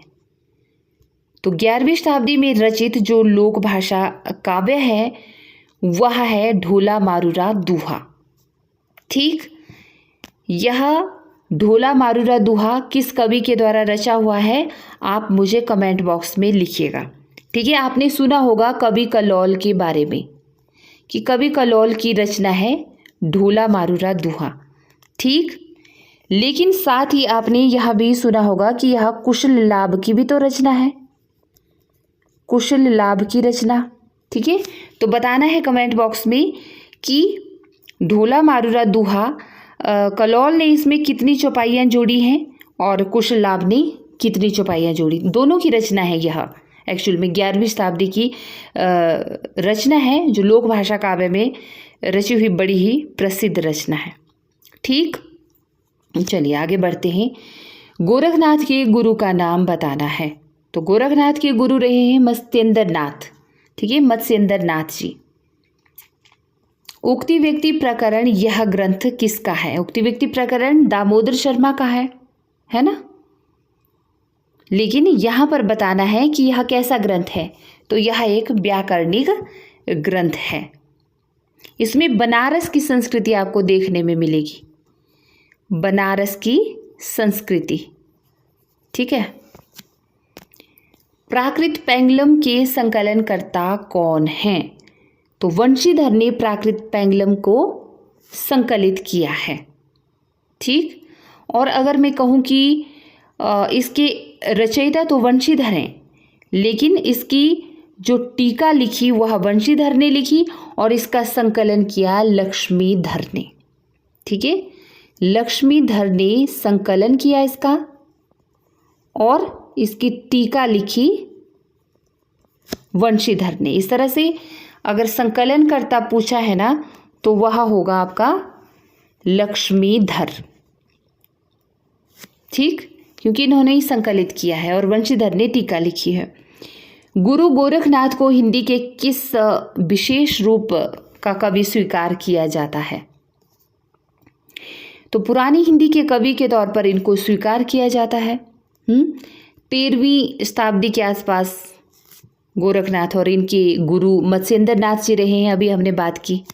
ठीक है, उपदेश रसायन रास किसकी रचना है? तो उपदेश रसायन रास यह 12वीं शताब्दी की रचना है जिनदत्त सूरी की। जम्बू स्वामी रास के रचयिता हैं। तो देखिए जम्बू स्वामी रास यह है धर्मसूरी की रचना। विसलदेव रासों का अंगिरस कौन सा है? श्रृंगार रस। हिंदी में प्रचलित 12 मासा सबसे पहले किस कृति में मिलता है? 12 मासा का वर्णन तो नेमिनाथ चौपई में। ठीक, नेमिनाथ चौपई यह किसकी रचना है?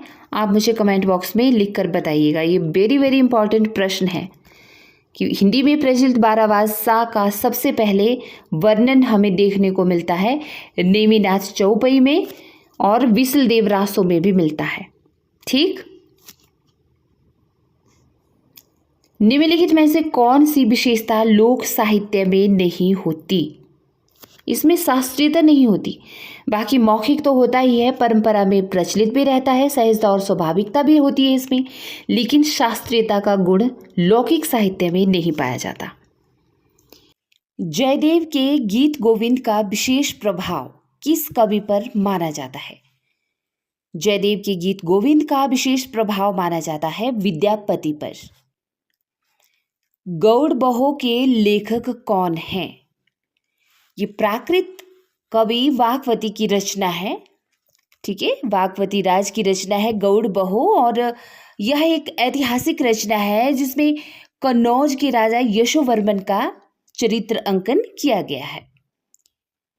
शुक्ल के अनुसार विद्यापति किसके दरबार में रहे? तो देखिए शुक्ल के अनुसार विद्यापति कीर्ति सिंह के दरबार में भी रहे, शिव सिंह के दरबार में भी रहे और गणेश्वर के दरबार में भी रहे, यानी कि उपर्युक्त सभी सही उत्तर। रेवंत गिरिरास के लेखक कौन हैं? रेवंत गिरिरास रचना है विजयसेन सूरी की। किसकी शिष्यता कई सिद्धों ने स्वीकार की? अब आपके लिए यह प्रश्न है, कमेंट बॉक्स में इसका आंसर दीजिएगा। क्या वे सरहप्पा है, या फिर लुइपा है, या डोंभिपा है, या कणहप्पा है, जिसकी शिष्यता कई सिद्धों ने स्वीकार की? कमेंट बॉक्स में इसका आंसर दीजिएगा आप लोग, ठीक है। पृथ्वीराज रासो का छपय छंद आज के किस छंद का रूप है? तो कवित छंद का रूप है, क्योंकि कवित को ही उस समय यानी कि आदिकाल में जब पृथ्वीराज रासो की रचना हुई तो छपय छंद के नाम से जाना जाता था कवित को, ठीक है। तो आज इसे कवित छंद के नाम से जाना जाता है। सिद्धों में प्रचलित महामुद्रा से क्या अभिप्राय है? देखिए, सिद्धों में प्रचलित महामुद्रा से अभिप्राय है कि सिद्धि प्राप्ति हेतु स्त्री संसर्ग करना महत्वपूर्ण है। सही अनुक्रम बताना है। दोहा कोश, संदेश राशक, श्रावकाचार और कीर्तिलता। तो देखिए, यहाँ पर सही अनुक्रम यही होगा कि दोहा कोश जो सरहप्पा की रचना है, फिर श्रावकाचार जो देवसेन की रचना है, ठीक है, और संदेश राशक, और उसके बाद विद्यापति की कीर्तिलता। अब देखिए, दोहा कोश ये आपकी सबसे पुरानी रचना मानी जाती है, और सरहप्पा की बात करें तो 769 के आसपास इनका समय माना जाता है। श्रावकाचार देवसेन द्वारा 933 ईस्वी में रची गई, और 12वीं-13वीं शताब्दी में हमारे सामने संदेश राशक रचना आती है, ठीक है, अब्दुल रहमान की, और विद्यापति की कीर्तिलता ये लगभग 14वीं शताब्दी की रचना है। तो इस तरह से यही क्रम सही होगा। हजारी प्रसाद द्विवेदी का ग्रंथ नहीं है, कौन सा नहीं है?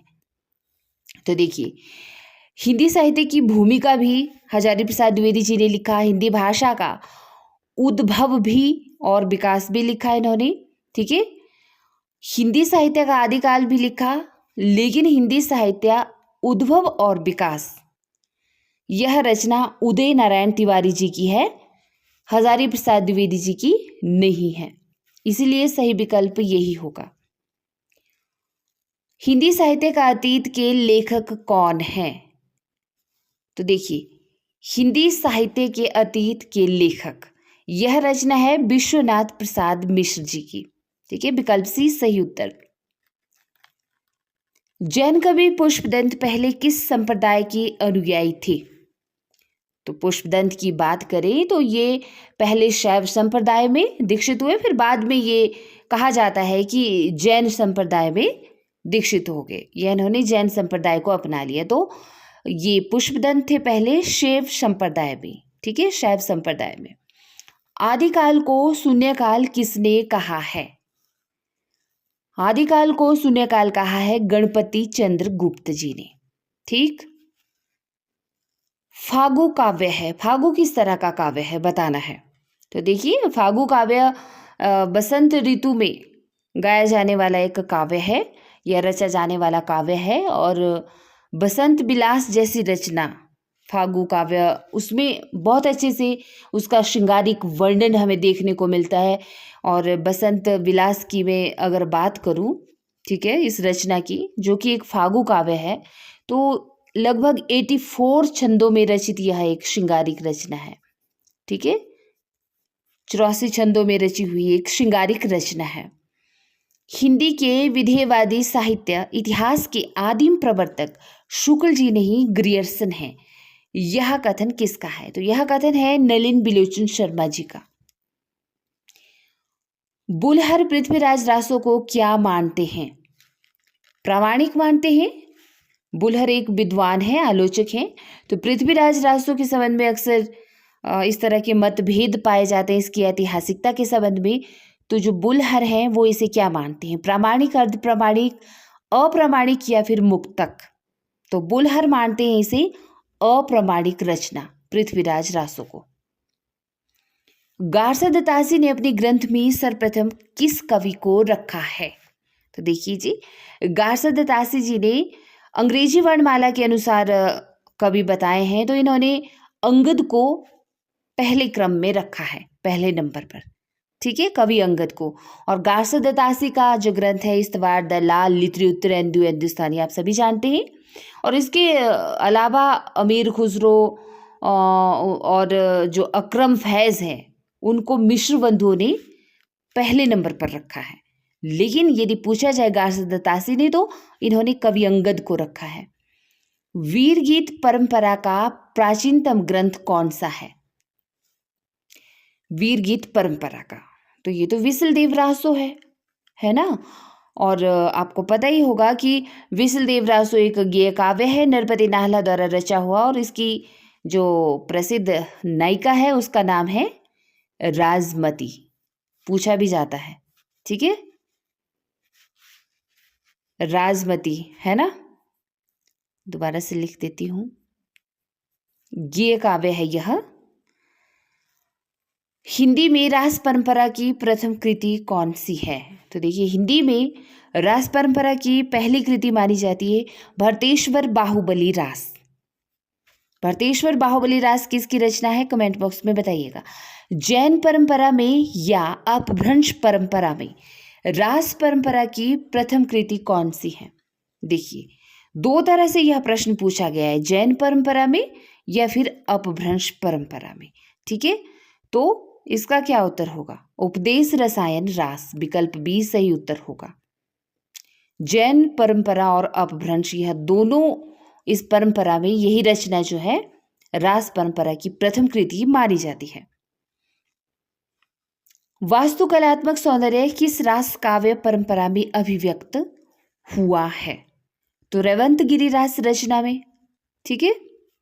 यह किसकी रचना है यह भी बताइएगा। साथ साथ वीडियो को लाइक भी करते रहिए और शेयर भी करते रहिए, और जो नए व्यूअर्स हैं प्लीज़ चैनल को सब्सक्राइब करना। आप लोग सपोर्ट दिखाया करो अगर। और मैं कहती हूँ कि आदिकाल के लिए परफेक्ट हैं यह सारे क्वेश्चन, सारे के सारे महत्वपूर्ण हैं।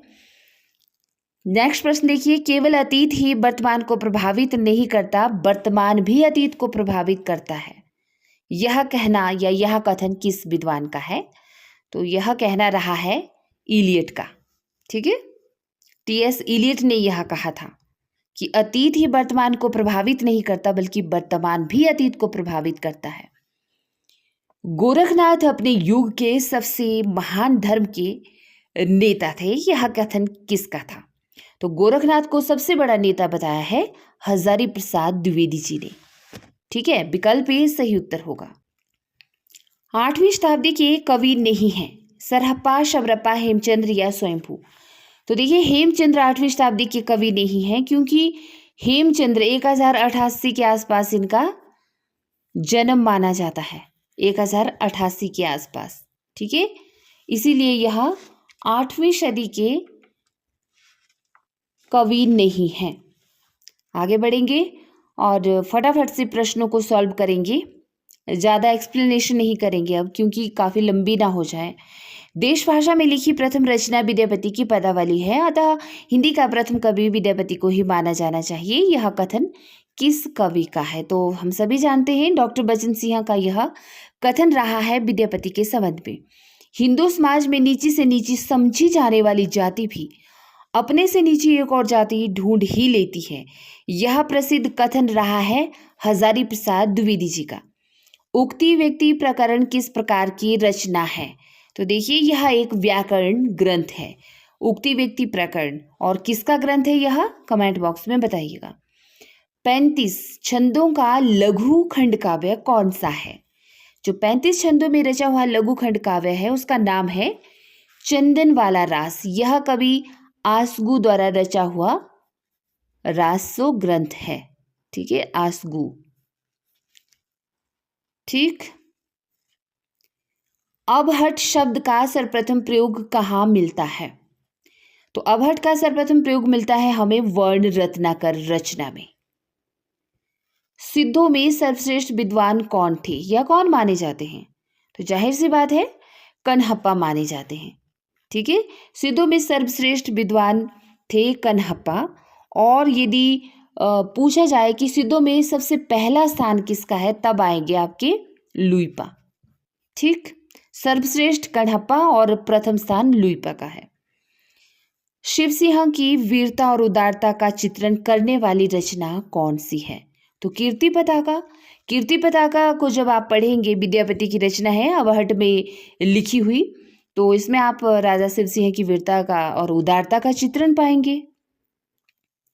विद्यापति को रहस्यवादी कवि किसने माना है?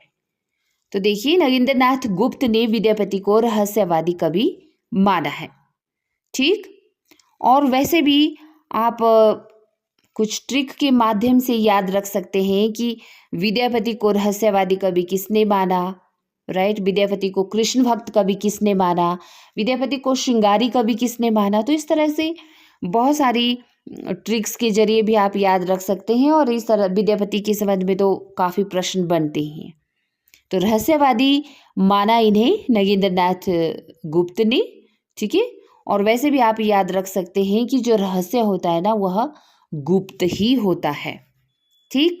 अब देखिए, यहाँ पर एक छोटी की ट्रिक के माध्यम से आपने याद रखना है कि किन किन कवियों ने विद्यापति को क्या क्या माना। अगर मैं बात करूं रहस्यवादी कवि की, ठीक, रहस्यवादी कवि तो गिरी से जॉर्ज ग्रियर्सन, गुप्त से नगेंद्रनाथ गुप्त और मिश्री से आपके हो जाएंगे जनार्दन मिश्र। इन्होंने विद्यापति को माना रहस्यवादी कवि।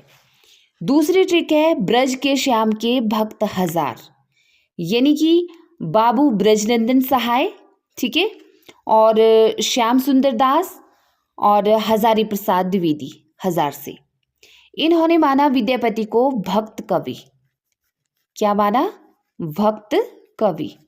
और तीसरी ट्रिक है कि हरे राम का श्रृंगार विद्या के नाम, यानी कि आपने याद रखना है जितने भी राम नाम वाले विद्वान हैं या कवि हैं उन्होंने विद्यापति को एक श्रृंगारिक कवि माना है। ठीक है। जैसे कि हरप्रसाद शास्त्री हैं, रामवृक्ष बेनीपुरी हैं, आचार्य रामचंद्र शुक्ल हैं, डॉक्टर राम कुमार वर्मा हैं, साथ ही सुभद्रा कुमारी चौहान। तो इस ट्रिक के माध्यम से आप विद्यापति के संबंध में यह बातें याद रख सकते हैं। क्रमानुसार रखिए। देखिए यहाँ पर है हेमचंद्र, वरुरुचि, विद्यापति और अमीर खुसरो। वरुरुचि की बात करें तो ये 7वीं शताब्दी के कवि माने जाते हैं। हेमचंद्र 1088 में लगभग इनका जन्म माना जाता है, 1088। और अमीर खुसरो का 1253, ठीक है। और विद्यापति तो आपके 13वीं 14वीं शताब्दी के कवि है ना, 1350 से 1450 के आसपास। ठीक। तो बस यही विकल्प सही होगा। हिंदी काव्य धारा किसकी रचना है? हिंदी काव्य धारा यह राहुल सांकृत्यायन जी की महत्वपूर्ण रचना है। हिंदी काव्य धारा। भला हुआ जो मारिया पंक्ति किसकी महत्वपूर्ण या बहुचर्चित पंक्ति है? तो देखिए यह हेमचंद्र की बहुचर्चित पंक्ति है, भला हुआ जो मारिया नाम से। ठीक है। भरत मुनि ने नाट्यशास्त्र में अपभ्रंश नाम न देकर लोक भाषा को क्या कहा है? तो भरत मुनि ने लोक भाषा को देश भाषा का नाम कहा है या दिया है। और याद रखना दंडी ने इसे अभीरी कहा था। ठीक है। दंडी ने अभीरी कहा था, लेकिन भरत मुनि ने देश भाषा कहा। असत्य कथन का चुनाव करना है। पढ़ लेते हैं विकल्प कि आलाखंड को सर्वप्रथम 1865 में चार्ल्स इलियट ने प्रकाशित करवाया था। बिल्कुल सही है। मुनिराम सिंह जैन साहित्य में सर्वश्रेष्ठ रहस्यवादी कवि कहे जाते हैं। बिल्कुल सही। कवि कुल तिलक विद्यापति की उपाधि नहीं है। जी हाँ, यह भी सही है। और शुक्ल के अनुसार कण्हप्पा पांडित्य और कवित्व में बेजोड़ थे, तो ये गलत है। ठीक है। विकल्प यही सही होगा असत्य कथन के तौर पर, लेकिन शुक्ल ने नहीं कहा था, यह कहा था राहुल सांकृत्यायन ने। ठीक।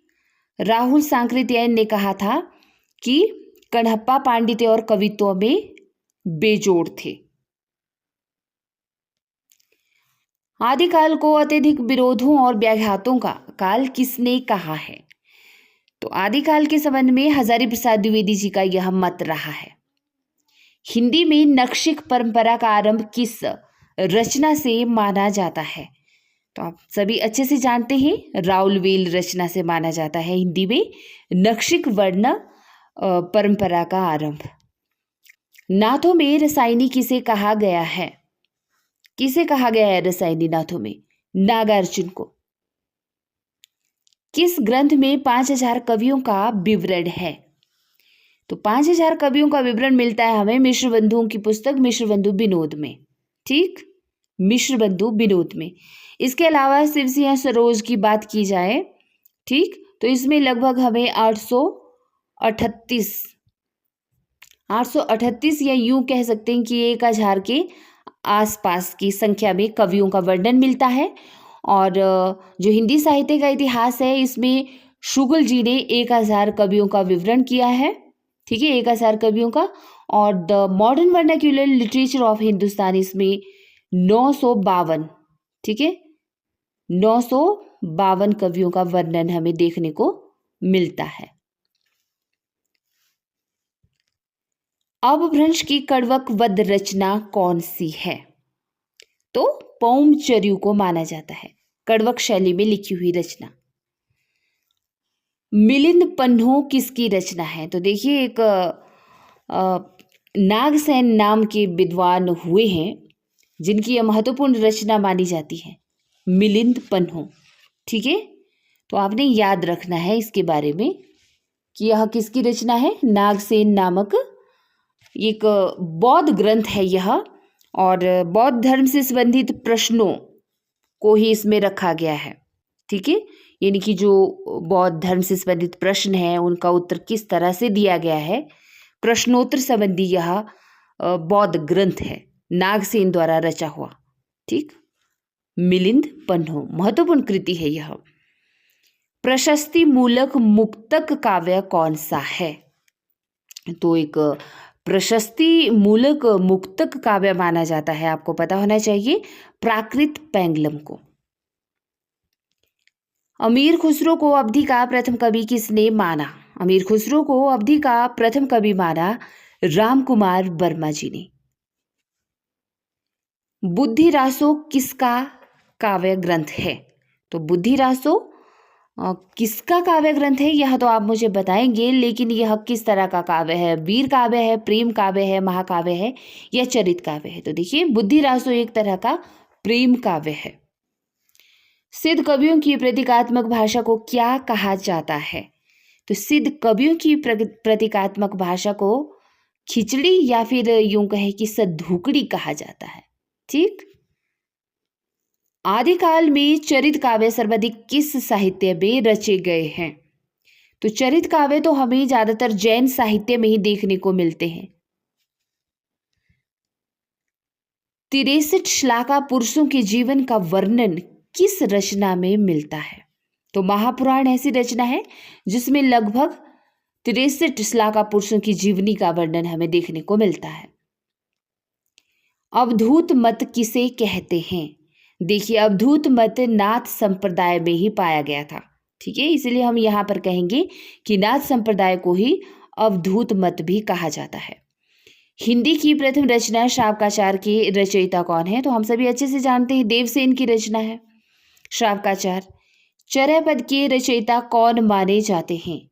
शबरपा माने जाते हैं चर्यापद के रचयिता। ब्रजमधुरी सार किसका इतिहास ग्रंथ है? तो ब्रजमाधुरी सार इतिहास ग्रंथ है वियोगी हरि का रचा हुआ। सिद्धों का प्रधान केंद्र कहाँ था? हम सभी जानते हैं श्री पर्वत सिद्धों का प्रधान केंद्र था। नाथ मत के सिद्धों की सबसे प्राचीन सूची किस ग्रंथ में मिलती है? तो देखिए वर्ण रत्नाकर में मिलती है। ठीक है, नाथ मत के सिद्धों की सबसे प्राचीन सूची हमें वर्ण रत्नाकर ग्रंथ में देखने को मिलती है। कौल मार्ग क्या है? कौल मार्ग क्या था? तो नाथ पंथ की एक मान्यता थी जिसे अक्सर हम कौल मार्ग के नाम से जानते हैं। नाथ पंथ की मान्यता ही कौल मार्ग है। सरस्वती निलय किसे कहा गया है? तो पुष्पदंत को सरस्वती निलय की उपाधि दी गई है। आचार्य हेमचंद्र का वास्तविक नाम क्या है? आचार्य हेमचंद्र जी का वास्तविक नाम था चंगदेव। कुमार प्रतिबोध किसकी रचना है? तो सोमप्रभ सूरी की रचना है कुमार प्रतिबोध नाम से। महत्वपूर्ण प्रश्न है आदिकाल से संबंधित यह, चरचरी किसे कहते हैं? देखिए, चरचरी किसे कहते हैं या आप इससे क्या समझते हैं? तो एक क्या वर्षा ऋतु के समय गाए जाने वाले गीतों को कहते हैं, या फिर सिद्धों की वाणियों को कहते हैं, या आदिकाल में गायकों की एक विशेष तरह की टोली हुआ करती थी उसे कहते हैं? तो जी हाँ, चरचरी से अभिप्राय आदिकाल में गायकों की जो टोली थी उसको चरचरी नाम से संबोधित किया जाता था। गंगा भक्ति तरंगिणी किसका ग्रंथ है? तो गणपति ठाकुर का ग्रंथ रहा है गंगा भक्त तरंगिणी नाम से। कविरंजन किसे कहा गया है? तो विद्यापति जी को बहुत सारी उपाधियों से विभूषित किया गया है, उसके साथ ही कविरंजन की उपाधि भी इन्हें दी गई थी। ठीक। हिंदी तथा अपभ्रंश में युद्ध प्रधान रास काव्य कौन कौन से हैं? तो हिंदी में हो या अपभ्रंश में जो युद्ध प्रधान रास काव्य हैं वे हैं हमीर रासो और बाहुबली रास, ये दोनों। नेक्स्ट महत्वपूर्ण प्रश्न देखिए, स्त्री रसायन में किसके विरह का वर्णन देखने को मिलता है? सुंदरी, मधुमती, मीरा या राजमती? तो स्त्री रसायन रचना में हमें राजमती के विरह का वर्णन देखने को मिलता है। अपभ्रंश का व्यास किसे कहा गया है? अपभ्रंश का व्यास पुष्पदंत को कहा जाता है ना? नारी निंदा किस संप्रदाय में मिलती है? तो नाथ संप्रदाय में हमें अक्सर नारी निंदा देखने को मिली। आदिकाल में मनोरंजन साहित्य की रचना किसने की थी? आदिकाल में मनोरंजन साहित्य तो आपके प्रिय कवि अमीर खुसरो ने ही रचा। चार्ल्स इलियट ने कौन से ग्रंथ का प्रकाशन किया है? तो देखिए जी, चार्ल्स इलियट ने आल्हा खंड का प्रकाशन किया है, आल्हा खंड का। ठीक है, तो इसी तरह से ये महत्वपूर्ण प्रश्न हो जाते हैं। आदिकाल को आधार काल किसने कहा? सुमन राजे ने आदिकाल को आधार काल नाम दिया है। राउलवेल किस म्यूजियम में सुरक्षित रखी गई रचना है? तो देखिए, राउलवेल की अगर हम बात करें तो इसे प्रिंस ऑफ वेल्स मुंबई में सुरक्षित रखा गया है। ठीक, राउलवेल कैसी कृति है? राउलवेल एक शिलांकित कृति है ना? हम सभी अच्छे से जानते हैं कि यह शिलाओं पर लिखी गई कृति है। हिंदी में नक्षिक वर्णन किस ग्रंथ से माना जाता है? तो हिंदी में नक्षिक वर्णन माना जाता है राउलवेल से ही। उक्ति व्यक्ति प्रकरण रचना का मुख्य उद्देश्य क्या था? तो इस रचना का मुख्य उद्देश्य था वैसे राजकुमारों को स्थानीय भाषा सिखाना, और उक्ति व्यक्ति प्रकरण 5 खंडों में विभक्त रचना है। ठीक है, राजकुमारों को स्थानीय भाषा सिखाना और 5 खंडों में यह आधारित है। और यह किसकी रचना है आप मुझे बताइएगा। तेजकीरा ए शुअरा ए हिंदी किसका इतिहास ग्रंथ है? तो मौलवी करीमुद्दीन का यह प्रसिद्ध इतिहास ग्रंथ है, तेजकीरा ए शुअरा ए हिंदी नाम से, मौलवी करीमुद्दीन। भाषा काव्य संग्रह इतिहास ग्रंथ किसका है? ये किसके द्वारा रचा हुआ है? तो महेश चंद्र शुक्ल द्वारा रचा हुआ है भाषा काव्य संग्रह। मुक्तिबोध के इतिहास ग्रंथ का क्या नाम है? मुक्तिबोध के इतिहास ग्रंथ का नाम है नए साहित्य का सौंदर्य शास्त्र। हिंदी के आरंभिक रूप को अवहट किसने कहा है? तो हिंदी के आरंभिक रूप को अवहट नाम दिया है डॉक्टर भोला शंकर व्यास जी ने। राठौरा रिखयात किसका ग्रंथ है? ठीक, तो सीधा एच दयाल दास द्वारा रचा हुआ यह एक इतिहास ग्रंथ है। अब देखिए, वन लाइनर में ही मैंने आपको रख दिया इन प्रश्नों को आप सबके लिए, क्योंकि वैसे भी हमें पता होना चाहिए है ना प्रश्नों का एग्जैक्ट आंसर क्या है। तो कौन सा ग्रंथ अपने मूल से लोक प्रचलित होने के कारण दूर हो गया? तो आल्हा खंड, जिसे हम परमाल रासों के नाम से भी जानते हैं। ठीक, रास शब्द का प्राचीनतम प्रयोग हमें कहाँ देखने को मिलता है? श्रीमद् भागवत में राज शब्द का प्राचीनतम रूप हमें देखने को मिलता है। सर्वप्रथम सिद्ध साहित्य का पता किसने लगाया था? तो देखिए, महामहोपाध्याय हरप्रसाद शास्त्री जी ने सबसे पहले सिद्ध साहित्य का पता लगाया था। हिंदी काव्य धारा में कितने सिद्धों की रचनाओं को प्रकाशित किया गया है? तो लगभग 18 सिद्धों की रचनाओं को हिंदी काव्य धारा में राहुल सांकृत्यायन जी ने प्रकाशित करवाया था। ठीक, भक्तिवाद पर सिद्धों का प्रभाव है, ईसाई मत का कोई प्रभाव नहीं, यह कहना रहा है हजारी प्रसाद द्विवेदी जी का। नाथ पंथ का जन्म किन के मेल से हुआ माना जाता है? तो ब्रजयानी सिद्ध और शैव साधकों के मेल से ही नाथ पंथ का जन्म माना जाता है। नाथ पंथ को सिद्धों की परंपरा का ही विकसित रूप मानना चाहिए, यह कहना रहा है राहुल सांकृत्यायन जी का। गोरखनाथी कितनी शाखाओं में बंटे हुए थे? तो 12 शाखाओं में बंटे हुए थे गोरखनाथी संप्रदाय के लोग। ठीक है, इस तरह से आप याद रख सकते हैं। और साथ ही देखिए, नाथ मत के सिद्धों की सबसे पुरानी सूची किस ग्रंथ में हमें देखने को मिलती है? तो वर्ण रत्नाकर में नाथ पंथ के सिद्धों की सबसे पुरानी सूची देखने को मिलती है। नेपाल में बुद्ध का अवतार किसे माना जाता है? मत्स्येंद्र नाथ को नेपाल में बुद्ध का अवतार माना गया है। कपालिक मत के प्रवर्तक कौन माने जाते हैं? तो देखिए, जालंधर नाथ कपालिक मत के प्रवर्तक माने जाते हैं।